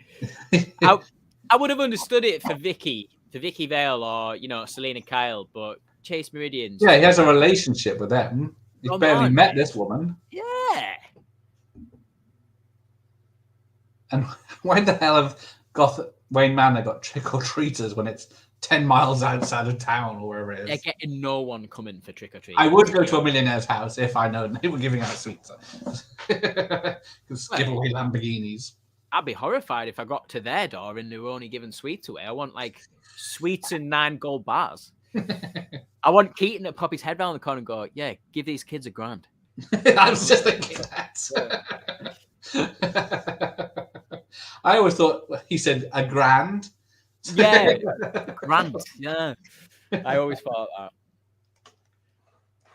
I always still got his Batman Forever sticker book. I don't think I ever completed any of the sticker books. I'm going to make it a mission to get everything from this film. I think merchandise. That's like not everything, but mostly everything. Everything that I owned back in the day. What it was is like when I was like little, like the reason I had so many of the Kenner film figures from this film and Batman and Robin is just people just used to put them in the charity shops, like on your high streets and stuff like that. I had a Micro Machines vehicle set from Batman and Robin from a Forbidden Planet in the bargain bin. Yeah. I was in the Entertainer today. They had a lot of stuff that was just Marvel DC that was just 66% off. Right. They had this weird The Batman. They had the car that was still full price, a decent real car, but then they had this wristband that shoots like Nerf things. All right, yeah. That was like £12 down from 30 something, and it looked shit. Yeah, Gareth, the amount of like new toys and stuff coming out for the Flash at the moment is making me want to sweat, man. Jesus. Yeah, there was a Captain Marvel for about £13 down from £50 or something. Captain Marvel. But yeah, it was the same thing. Well, I saw like when Jingle All the Way came out, you could get a Turbo Man for like a penny. And now they're worth like $1,000. Yeah. The original ones. Yeah, they've done a re-release of the Turbo Mans. Yeah. This whole sequence with the book in like these like flashback sort of scenes. He had way more planned for all these stuff. This stuff as well. This is where the Bat comes into it, I think. Yeah. Well, who was it? Rick Baker? Was it Rick Baker who done the? I think you are correct. I know he. One of the I think Rick Baker did the Two-Face makeup. Yeah. So why not get him to make a big bat? Oh, it doesn't help. I'm looking up Easy Rider. I said, why hasn't Rick Baker mentioned? Right, where did I get to? Oh, hang on, I'm way behind. Sorry, everyone. Bloody hell, right. The BBFC did some cuts. Yes, they cut out nearly 2 minutes of this film. I have a lot of 90s fast food toys in buckets. Oh, because they re-released those Halloween buckets this year, didn't they? I never got one of those, though. Who played the blonde waitress in it? She was a true stunner and impressive actress, but she didn't do much after Elektra. She was a pin-up in the 60s. Okay. We'll find out in a minute. I have all those Toy Story puppets Burger King put out last year. That's the point, because Burger King used to do toys. They don't do it now, do they?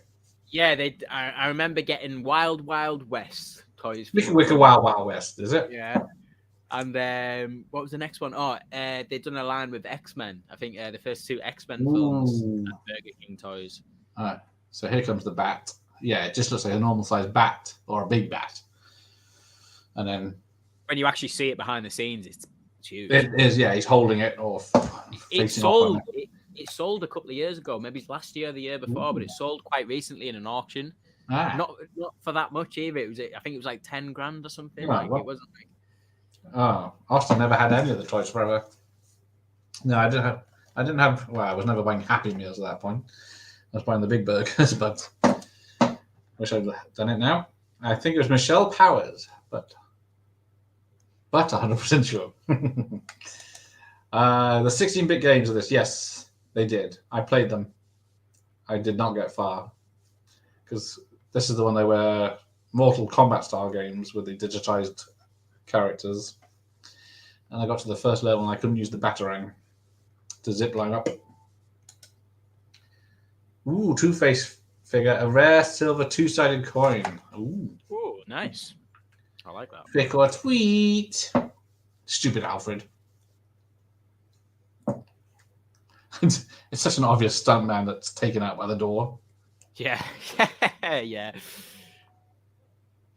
All right. Now, while I remember, so the whole point of this is to no killing. Yeah. Because you won't learn nothing. But then we know he's Batman. Two-Face has been after him to kill him the whole fucking way through.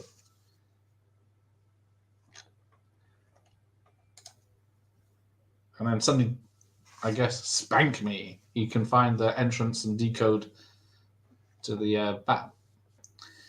I can believe all that, though. I guess if you've got that much intelligence and money, you can.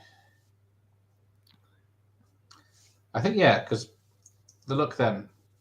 David Duchovny was up for the role as Batman. I can just see it then with the hairstyle Val Kilmer's got in this then. Jeannie Roberts actress. I looked her up and recently she put out a book. She's still a very pretty woman, even now. Melissa Green was very tasty. Was that one of the many naked ladies? I remember how hyped this movie was in 95. The Riddler Batman symbol was everywhere. Aha! Yes. I remember it in papers and stuff. I saw Wild Wild West first showing on opening day in an almost empty cinema when I was 16. It was bad, yeah. They said John Peters got his spider. He did. It finally got, 20 years later. Yeah. And then Wild West sucked. It's university side. But yeah, the babes were hot in WW. I almost WW. Wild Wild West. We'll see. Yeah, he chose Wild Wild West over The Matrix because he was on Independence Day, Men in Black. Yeah, that is wild that he said no to that. By the way, that is truly wild. But thank God because Keanu. Yeah, I don't know if Will Smith would have done the. I think he would have done a fine job, but I just think artist side of it though. Because I know he was Ali as a boxer. Keanu suits that sort of like hacker, no friends, loner type. Yeah. Who would believe? Because it's like, what's that M. Night Shyamalan film with Will Smith playing it? Oh, After Earth, was it? Yeah. Yeah, and he's playing zero personality. I don't even count that as an M. Night film. I just forget about it. The outfit with Robert Duvall, Jeannie Lee. Okay. Oh yeah, Wild West. Forgot about the other W. There you go. Yeah, because you see, what's her face's butt. Now, this bit with Two-Face, he's flipping his coin. Yep. But he's not getting the results he wants. Now, people are saying he was flipping it for Alfred, then Chase, then Batman. Oh, I never he keeps flipping the coin until he gets the answer he wants, which is not what Two-Face does. Oh. I always thought it was flipping it till he got the one he wanted. Yeah, that's what I took. I still don't know why they're not going to kill him. Because he won't. He just wants him to solve his riddles. Yeah, I'm not sure. I think it's just like a bit of manipulation. We're just going to play with this guy because we know who he is for as long as possible. Break him down psychologically, then kill him. Yeah, it doesn't make any sense. At least the Penguin was going to frame him. Oh, I just saw one of the guys leading Chase away falls over and then gets back up just as he's going out of shot. Kevin Klein in drag, yeah. Back when it was funny to have men in drag. Yeah, I have to make a note of that outfit. Yeah, it's supposed to be, because it's based on a 60s TV show like Maverick. Yeah, you could tell they were sort of wanting to have that into it. Maverick was a good film. Wild Wild West wasn't. Had a good song though. You don't want to see my hand where my hip be at.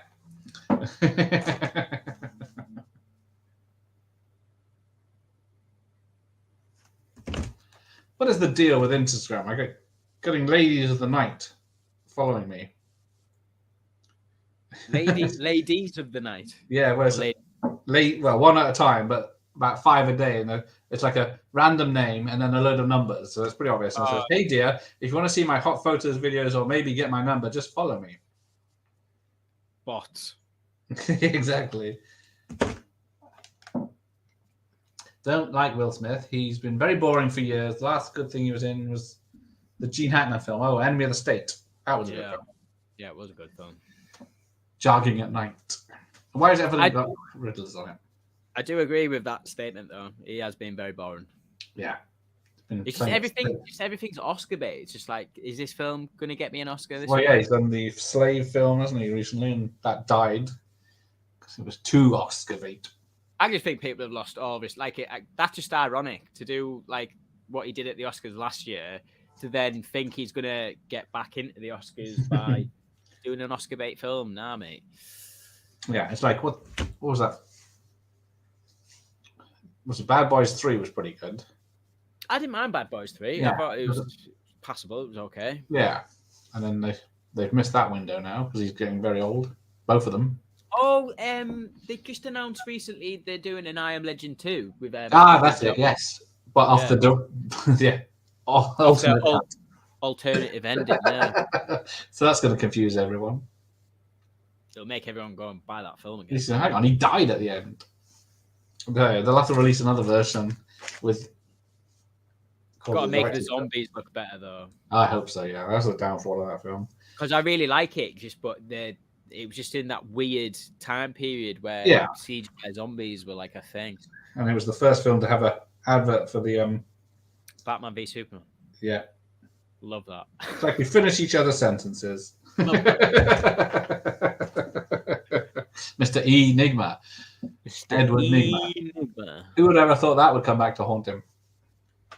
They don't go with Edward Nigma in the new Batman film. No, they've got several identities, hasn't he? They never go full silliness, I guess. Because I guess you could take the name yourself, but yeah, because Gemini Man was pretty bad. I never saw Gemini Man. I just that whole. I only want to see it because of that frames per second thing, just because I'm fascinated. But it was, yeah. I didn't see it in the cinema. I saw it at home, so I didn't really make an effect. I've not seen the last run. That sounds good. How are you supposed to get in the Batwing when it's hanging upside down in the cave? I don't know, but it looks cool though. It does look cool. Because first of all, you have to get in it, then you have to drop the 2 feet and then fly. And then how does the Batboat get out?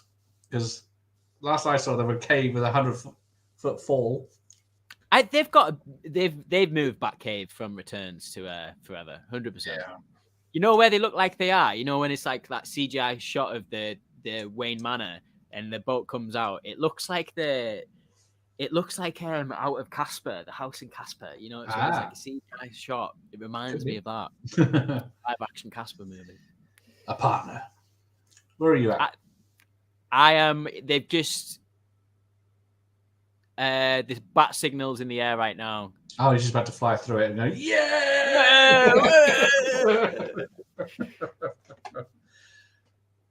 Night Boat. Is that what we want? Yeah. Wait a minute. I don't think Commissioner Gordon would be able to see him waving at him. No. And that's been memed so many times as well. That shot of Val Kilmer, Batman, where he's just in the airplane and it's such a stiff.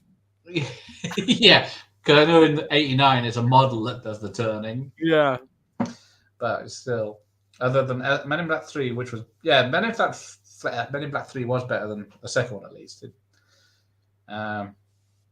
Yeah, he has not done himself any favors, I guess, with his marriage. They are doing, they're supposed to be doing Bad Boys 4, but I guess He's put that in jeopardy. H8. Hate Legend. It's rubbish. Maybe a director's cut. CGI, yeah. I guess they did that in World War Z as well, but they did it a bit better. Yeah, I didn't mind them in World War Z because Yeah. it made up for it at the end. I thought the ending of that film was amazing, and that was all reshot as well. Yeah, exactly. When they're in the hospital, it just turns into a more serious, intense horror movie in that third act. Because it's supposed to be like a big battle at the end, but I thought, no, that didn't work. I've rewatched that film so many times. It's just good, light entertainment. Yeah, I do. Even from the beginning with I think it was filmed in Glasgow, wasn't it? Man? Yes, it was. Yeah. Where everything starts kicking off and it just instantly 10 seconds. David Fincher was supposed to do a sequel to that, and it just never. Still, I guess I think it's still on the cards. I don't know who's doing it, but I'd be interested in that. How does Martin Lawrence feel about the slap? He needs another Bad Boys more than Will does. Amiga Man, yeah. I do like Amiga Man with Charlton Heston. And then The Last Man on Earth with Vincent Price. Because they need to make Blue Streak 2 with Martin Lawrence. No, we don't. Because they got this Batwing and the Batboat, and they're useless in about 10 seconds. Yeah, they're not on screen for long, are they? Bless them. But they do get Holy Rusted Metal. Oh my god, my favorite line in the whole film. It's a good callback. Every time I see a post on Instagram that someone's posting Batman Forever, I've got a comment on it because it's Batman Forever, and I always go, "Holy Rusted Metal." That's like my opening line. Say what I need to say. Yeah, George C. Scott was a legend. Like Exorcist 3, The Changeling, and all that. I need to see more of his stuff. Oh, there you go. Mike, you were here at the beginning. We waited for you. We'll rewind and start again. The Exorcist 3, yes. While you're here, Mike, you might as well say what you're doing tomorrow night or tonight. What day is it? Saturday? Saturday. Something like that. Exorcist 3. George C. Scott makes... what's he in? The New Centurions. Police procedural drama. There you go. That's on the list. The Exorcist, not into them movies for some reason, but Exorcist is a guilty pleasure. No need to be guilty about that one. You know, I heard that. Yeah, he won a bloody Razzie nomination. Fucking hell. For that. He's awesome, and that's the best thing about it. Men in Black 2 sucks, but 3 was pretty good, yes. International suck, yeah. I forgot that exists, Men in Black International. That's piss poor. Will Smith's boyfriend is a great guy. Ooh! Hey. Slap this. If you come near me, Mike. Never saw, it was definitely terrible. people like that. 2016, I was going to say Afterlife. The Afterlife, yeah, I like that each time I watch it. I thought, it's a bit too much going back to the original. No, it's good, man. It's a nice, easy watch. I think they are going back to the fire hydrant, aren't they, in the new one? Yeah, hopefully, New York be another great setting if they can do that. He should have won an Oscar for that. Yeah, he was amazing in. I, Robot is set in 2033. Yeah. Oh shit. We're way behind. I don't mind iRobot. I do like iRobot. It's got some great scenes in it. I like the scene where he's swinging and the robot's swinging underneath and the camera follows him and it's spinning around. And yeah. Also, it's Alan Tudyk's voice work. Is that who does the voice work? Amazing. Yeah. I might have to. I haven't seen iRobot in quite a while. That's pretty awesome. I did not murder him. It's not streaming until next week. Okay. Having a week off.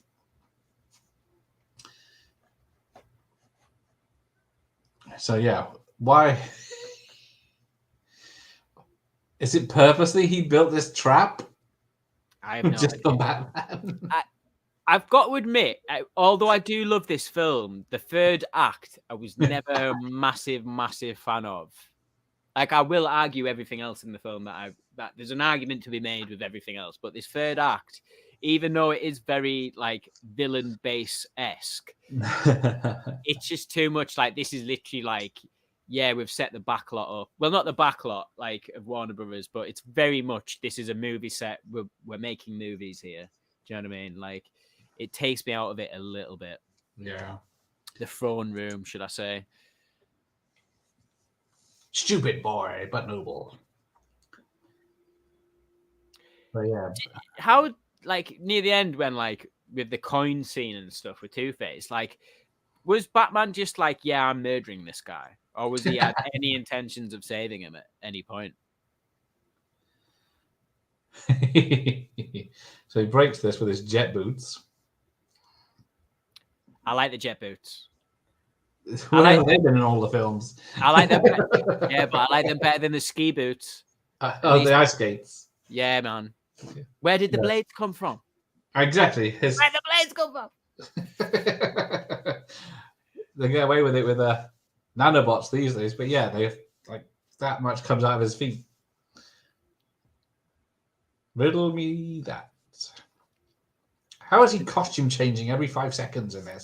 I'm a big fan of it, though. You can get this Kenner figure of this costume. Hang on. I'm watching Rush Hour 3 again. Oh dear. I watched Rush Hour 1. That's still good. Rush Hour 2 is good, but I still never got into Rush Hour 3. I've seen it a few times. Rush Hour 2 is my favorite. Yeah, I think that is the best action one, isn't it? Blue Streak wasn't bad. I remember liking Nothing to Lose. Him and Tim Robbins had good on-screen chemistry. Yeah, I never liked Life with Eddie Murphy because it was too long and got too serious. iRobot was okay. Yeah, it would have been better with his original promise because he did. What was that? Dark City. Dark City's unreal. That is a great. That's weird, isn't it? Yeah, it's a great film. That though. Yeah. The Trap is definitely 60s era throwback stuff. There we go. Thank you, Cole. That is true. And this whole how is he going to rescue two people dropping at the same time? Because they do it in this. They do it in the Spider-Man later on. You can't possibly catch both of them. Oh yes, I can. I think the guy who did the effects in this film, the CGI work, did later go on to do the Sam Raimi CGI in them films. Right. Batman Forever is nominated for Best Cinematography, and it's got a great look. Kidman was way slutty looking. That's a good thing. Thank you, indie fans. That is very true. Like Nicole Kidman's great in this film. I can't really say much more about her because she looks exactly like my partner's mother. Like, I'm not joking. Hey! But she won't watch it, so it's fine. I can say that. Yeah, well, she's an upskirt in a minute if you're lucky. Oh, I missed that. If you were ranting on ages about Disney and the woke nut jobs, yes. Although, is it Marvel have let one go, haven't they? One of the woke nut jobs. So. Recently, Alonzo. Yes, that's it. I saw iRobot. And I thought, yeah, she was promoted just as it went shit. But I think people have gone off the mark with that one a little bit. She's been working for that company for 17 years. Like, it's not like things aren't going to suddenly change and get less woke or whatever you want to say. You know what I mean? It's like, but yeah, well, look at Kathleen Kennedy. She was doing all the Spielberg films of the 80s and 90s. Her name are on them. And Kathleen Kennedy needs to go. And then, she has just destroyed everything now, she says. Out of the way, men. This is how we fail. She's on Raiders and Last Crusade and all sorts of Jurassic Park. It's the only reason why they haven't announced her goner at the moment because of Indiana Jones. That's it. Yeah, we're waiting to see what happens with that one. That's my coin. Give it back. Yeah, have a bunch of coins. I did too. It's a bit bad. It plays a little too safe. Smith probably called the shots on that one. Yeah, iRobot. It was back when it was just an entertainment thing rather than a look at the robots and their stuff. But here we go. Who's he going to save? What happens to Jim Carrey? Because he gets everything sucked out of him, sucked back too much into him. He loses all the mind juice, doesn't he? And he just happens to have the thing that's right above him and very made of glass with a man known for throwing things. Going full Bond villain and blowing up the... Yeah, that's sort of the perfect way to describe this end sort of third act. It's Bond-esque. Can Bruce Wayne and Batman ever truly coexist? So yeah, he just doesn't do it. Bummer. He doesn't stop to take Jim Carrey's cane away from him, but I do like this music though. Yeah. Oh, there's her butt shot when she drops. Yeah, I just caught that. But luckily, the rule of physics don't apply to Batman and people falling. Yeah, it's a good scene though. I do like it. It's a good You're scene. right. How yeah, The music's great where it lifts up after he does catch them both. it's like this. The length of the tube is the same length of the runway in Fast and Furious 6. 3 countries. Yeah. Rush Hour was good. Same with me. Don't like 3, yes. But we might get a 4 soon. They keep promising. Yeah. That's the best thing about Batman and Robin. I love the Arnie one-liners. It's matured. Like you can watch that film now as a comedy. You watch it when you're younger, and you're like, "Oh yeah, this is amazing." You watch it as a teenager, and you're like, "Oh my god, this is the worst film in the world." And you watch it as an adult, and you're like, "Oh, this is funny, man. This is funny." Yeah, the silver suit. He's not. Yeah, I like the '89 suit, but yeah, the silver suit. But the silver suit. I guess it's to sell toys, basically, isn't it? People love this suit at the end. Well, I say love it. I've seen a lot of love for it. The Sonar suit. People really like it. I'm not a massive fan of it. It doesn't have the yellow symbol in the middle. And obviously, yes. It's got the big. Yeah. Then they get rid of it completely in Batman and Robin. Yeah. Not for me. Here we go. Dark City Spoilers podcast episode featuring Total Movie Recall. Corey, he hosts a podcast. People watching Big Dumb Movie. It's brilliant. I've been listening to it for the past couple of years now. Okay. Corey knows Corey's done a podcast recently on Batman and Robin. All right. About 2 weeks ago, about a 4-hour podcast. Believe it or shit! not. There's a lot to say about that. It was heavy duty. It was good, man. It was good. There you go. John. That him did the Spider-Man and Batman Forever. Yes. I think this is the effects guy. I imagine big star, great saying with CGA done on an Amstrad 464. Yeah, how difficult would it have been just to have actors? There was nothing that amazing. The zombies, or when you see what they look like in I Am Legend, the Amiga Man, where they're just pasty-faced ghouls with hoods. Such a positive guy. I'm surprised you like the Batman. Love the Batman. Gotta be a downer sometimes, I guess. Poor Edward. I had to save them both. You see, I'm both Bruce Wayne and Batman. Because I choose to be. Robot felt like eager. Yeah, I definitely felt it was rewritten for Will Smith. I think it was rewritten for Will Smith.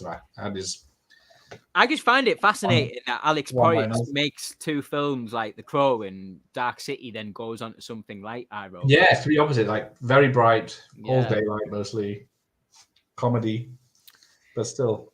I think he was trying to go for his like Luc Besson's Fifth Element. Yes, definitely. There we go. And then Rene Auberjonois turns up for the 2 seconds he's in the film. I'm surprised she's not thirsting for Edward Nygma now. Are we talking MILF material? A lot of people make fun of Riddler's homoerotic white outfit. How is it homoerotic? Surely his green one when it's lycra tight. If they ruin Indiana Jones, I swear I'll walk out. So yeah, it's going to be a tricky one, that is. I like the final battle. It feels a bit too short. Yeah, it does seem they get in. Riddler's there. He takes him out. Done.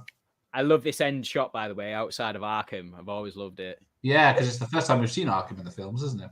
Yeah, it looks a little bit TV-esque, but yes, I guess I still dig it. The lighting and stuff like that. The smoke. Yeah, it's good. Hey, Cool K DJ, all the way from Brazil, I believe. I saw Dark City at the cinema when I was 15. Left a powerful impression on me at that age. I need to check if I have that on VHS. John Hess was perfect casting Mega Man, but that great score by Doctor Who composer. I didn't know that. I need to watch that. I always enjoy watching the Amiga Man. Chuck Hess on his own in the city. Equilibrium or the Matrix sequels? Equilibrium. Don't tread on my dreams. Oh no, Reloaded all the way. I like As long as Reloaded. it's not Resurrections. Yeah. There's a lot of scenes in the trailer that weren't in the movie. A lot of post-production editing with this film, apparently. Yeah, they did. Like we were saying about the Schumacher cut, we'll never see. Yeah, there was an awful lot left on the cut room. Yeah, Oh, this one definitely. They did have to edit it a lot down. Like he says in the trailer. There's always stuff in the trailers in those days that aren't in the film. Because nowadays they just tinker with the trailer, so it's not the same. Dark City was my Matrix. There you go. Right, you got your mic? Oh no!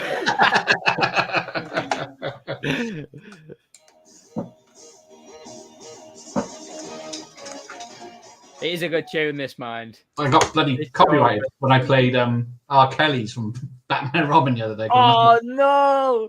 I had to mute that section. Luckily, it was just the music. There, assistant Jon Favreau.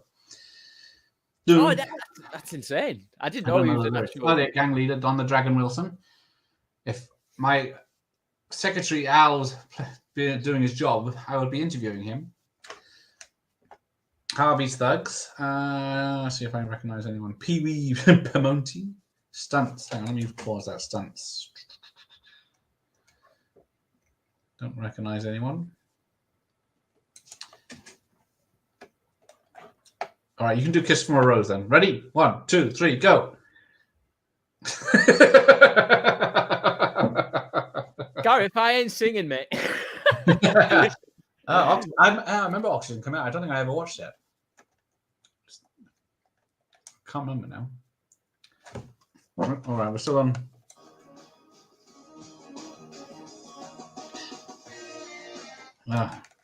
There's no lyrics. I can't see the lyrics. Batman and Robin, friends forever. There, that's it. They're running at the.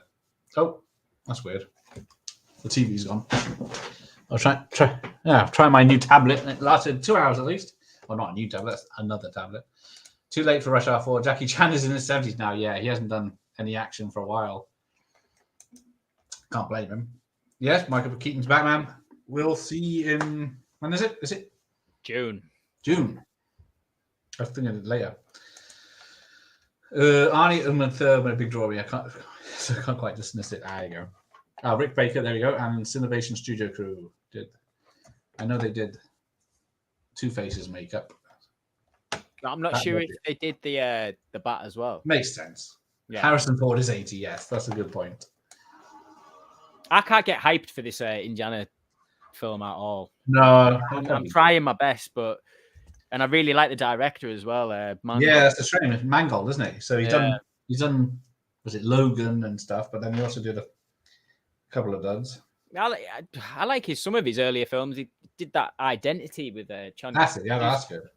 I like that film. All right, you do the ba ya ya ba da ba da ba da ba ya ba ya ya.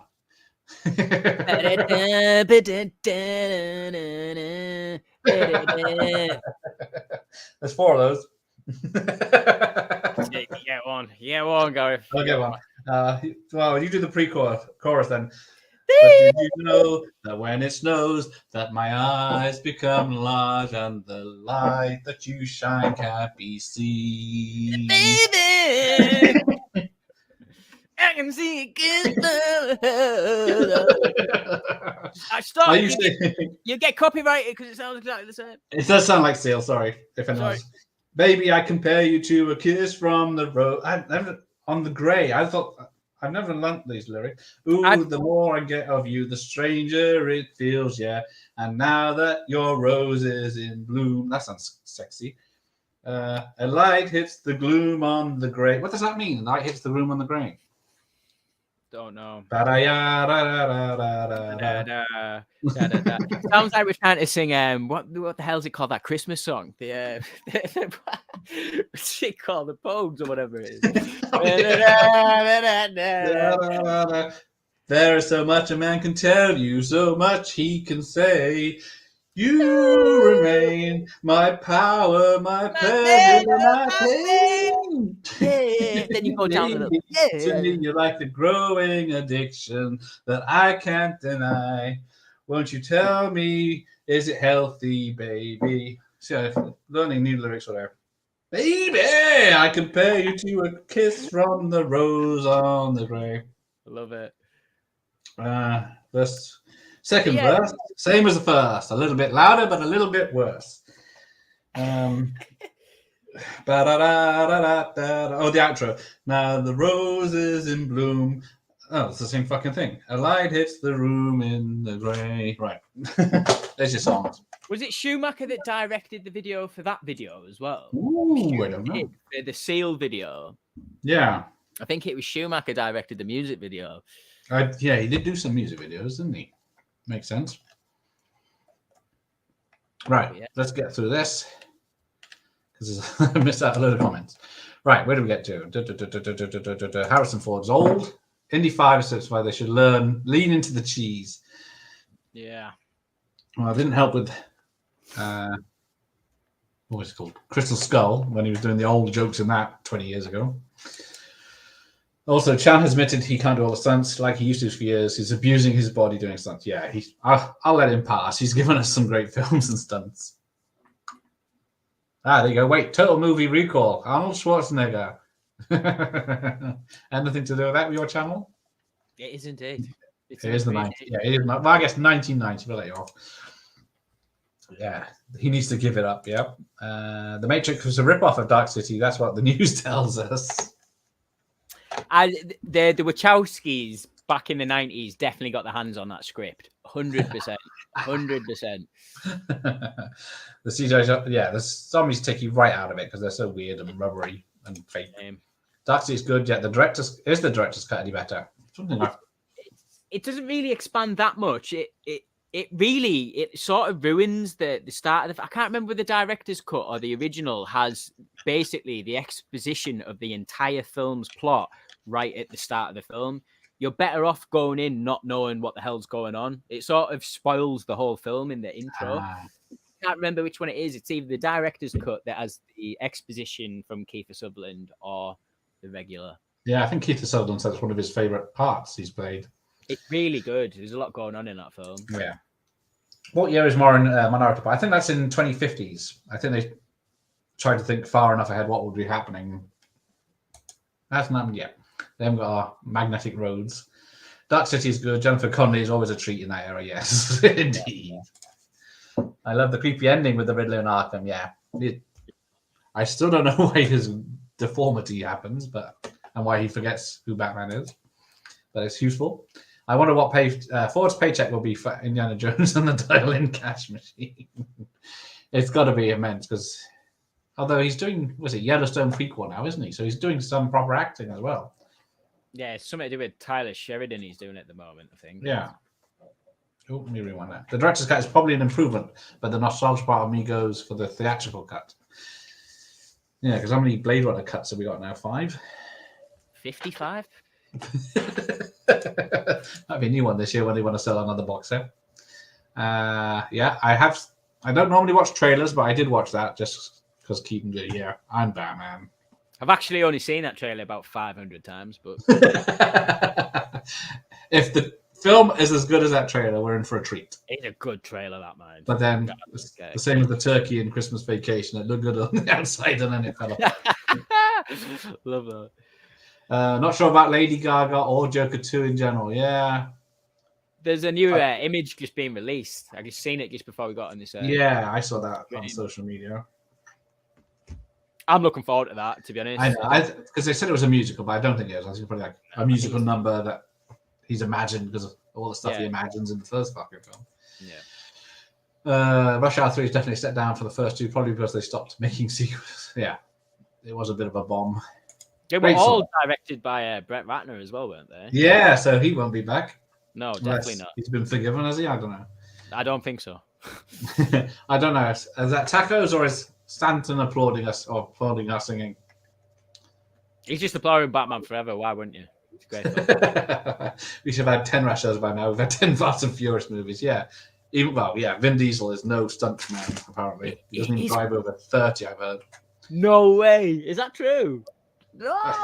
I was at an event with one of the Stigs who does the stunt driving in the middle section of the Fast and Furious films. He was because he doubles Vin Diesel. He had to shave his head and have a tan. Or he was in the passenger seat where the controls were, dressed as the seat, so you didn't see him. But yeah, he said Vin Diesel doesn't drive over 30 miles per hour and do any stunts. Bono was to be honest. I know. Hopefully, I'll donate to charity and he'll forgive me. Yeah, take care, Sahinda. I'm going to call it a night when we get to the end of this. That's a good track. It was also Razzie nominated. That was in the charts forever. Both songs were more than R. Kelly's and Smashing Pumpkins were for Batman and Robin. It is good. I also like that one they did for Tomb Raider. Oh, yeah. That Tomb Raider, that first film, is pretty epic. Yeah, it's got an amazing soundtrack. Yeah, Razzie's have bad taste in music. Yeah. I think they're trying to be clever, but they're not. The way Kiss Rose plays in the I always thought that was on. Yeah, both songs are played, but they're not played in their entirety. The end of Batman Forever with Batman and Robin running. Yeah, people are saying that is a callback, especially in the third one. Why are they running away from the bat symbol on the roof? I hope they bring that back at some point. It looks good. Yeah. Maybe in the Batman 2, he'll be running away from it as it explodes or something. Yeah, that'd be cool. Paddy knows. Batman 4 did it as well, yeah. With Batgirl, Batwoman, Batperson, Batdem. Who was it? I can't remember. Yeah, I saw Crystal Skull and I was very disappointed about halfway through. But it's like everyone says, if you watch Crystal Skull, all the action Indy's sitting down for. Is he really? Yeah. On the rocket sled, he sits down as it goes. And then in the car, in the truck chase and everything, he's sitting down for most of it. John Cusack is mentally ill on Twitter. Donald Trump lives free. Renfree is, yeah, that's a sad loss. Oh, dear. He is good and stuff, especially like Identity and Room, was it 1409, isn't it? 1408 wait, yes, that's it. With Samuel Jackson. Yeah, it's just giving away my PIN code. Baby, I compare you to a Chris from Grey. Joel Schumacher actually directed. There you go. Thank you, Paddy. Oh, damn chat. Every time you scroll to the bottom, it spins up out of control. Wasn't written for Batman Forever. It was released as a single the year before, and it bombed. How many versions of that other song did Seal do?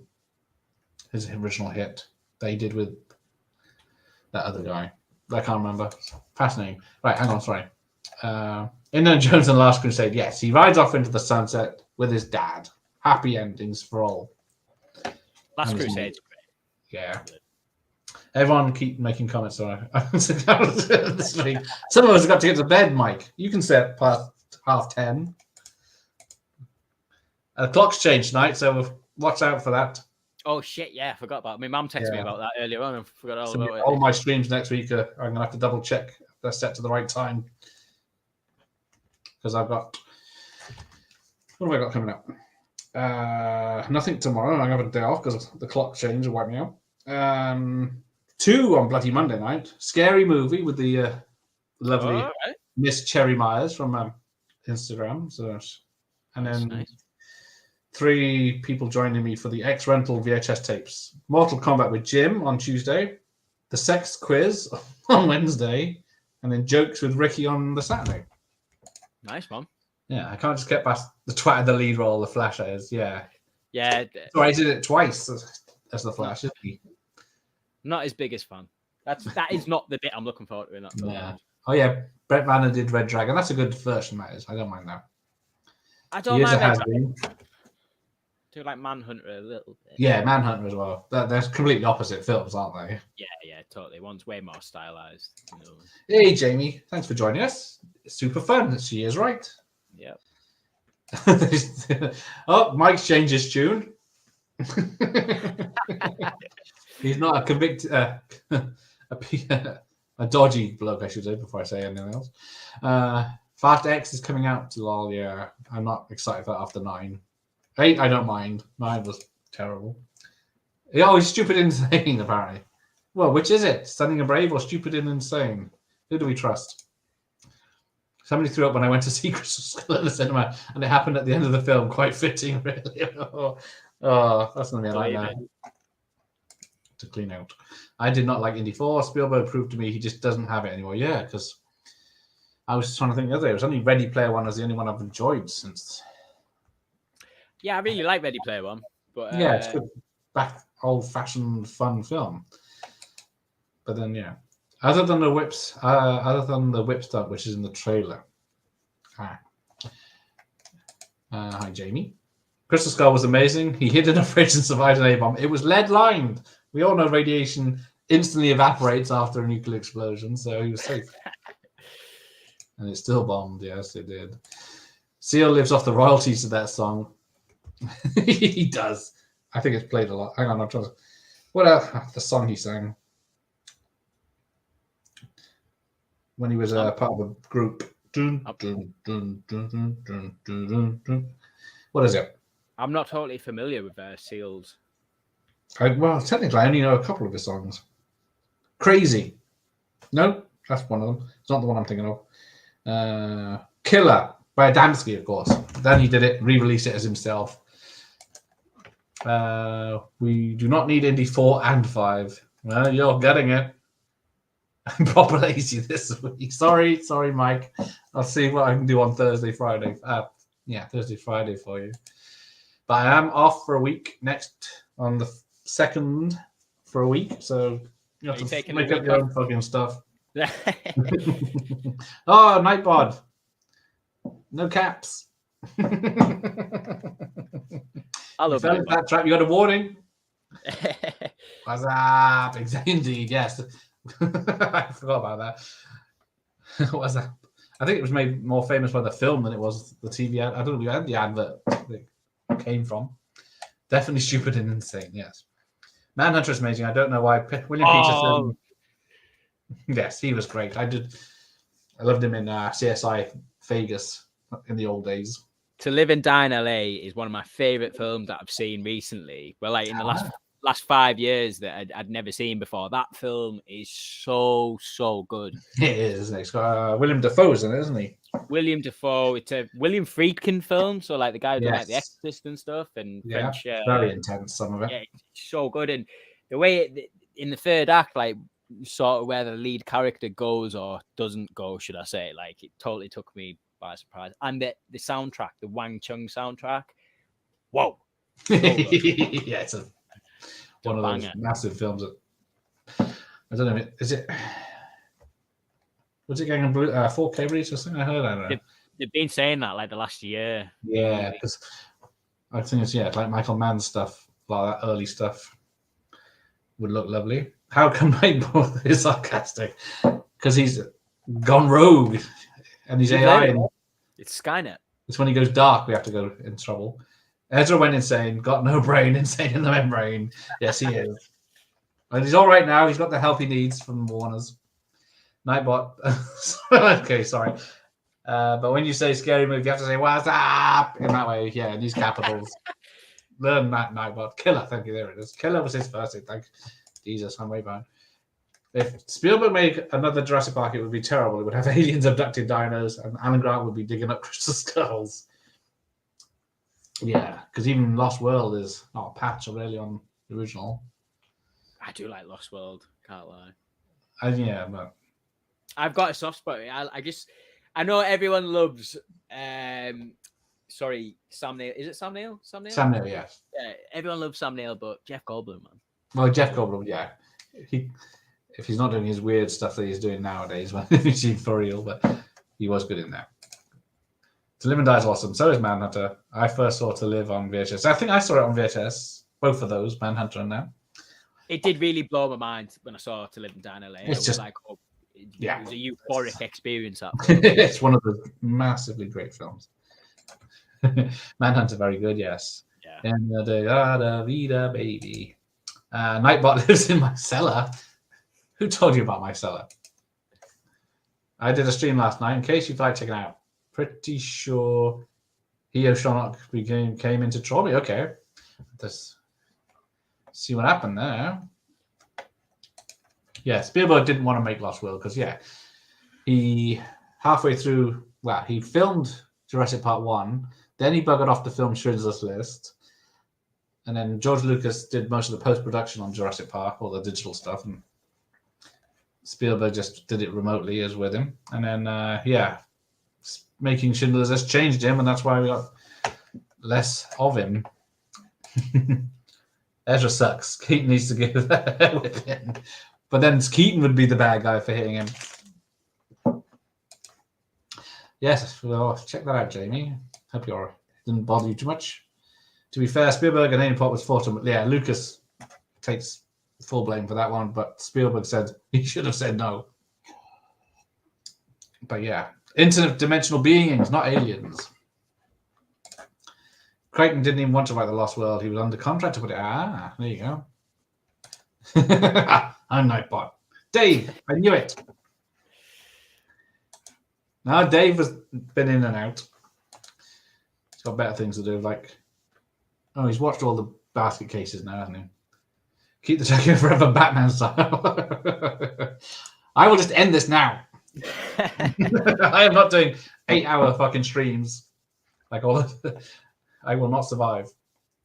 Night Eat is a watchcraft party who eats a Nightbot who eats Doritos and drinks Mountain Dew because he hates me immensely. I'm level 999, bro. Yeah, he's only been picking on Paddy tonight. I took him out of the moderators group, so I don't know how he's still doing it. Lincoln, yeah, that was a very well-made film. But as far back as his entertaining films of the 80s, Lucas sucks too, yeah. He took his Disney money and ran. What was it, $2 billion? Was it something stupid? They paid him for the... It was like $4 billion or something like that. Yeah, it was a fucking mammoth. More than he'd ever need. 4 hours later, Gareth is still reading comments. That is true, but I will not last 4 hours. I will be asleep in 2 minutes. Frankenhooker is there. Oh, that's a treat. That's a treat of a film. You can forget your basket case trilogy. Roman Polanski is in Rush Hour 3. Yes, he is. Is he? Yeah, he's the policeman, I think, in France, I think, because he's not allowed in America, but he can be in American films.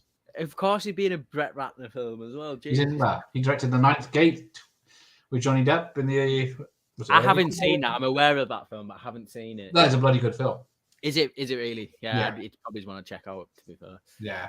I know you've got to separate the artist from the art and stuff, but he hates me. He only comes out when I talk. Well, only when you shout. He doesn't like people shouting at me. Yeah. Frankenhooker's a lot of fun. But Brain Damage, that is a fucking weird film. Brain Damage. Have you seen Brain Damage? Haven't. I'm aware of it. I know what the front basket case. Yeah, Brain Damage has a little thing come out of his head and it sounds like From Beyond. It's similar to that. Right, I'm wrapping this up now. Jeepers, because we're onto the wrong ones. Let's not even get into it. Someone always brings up Jeepers Creepers.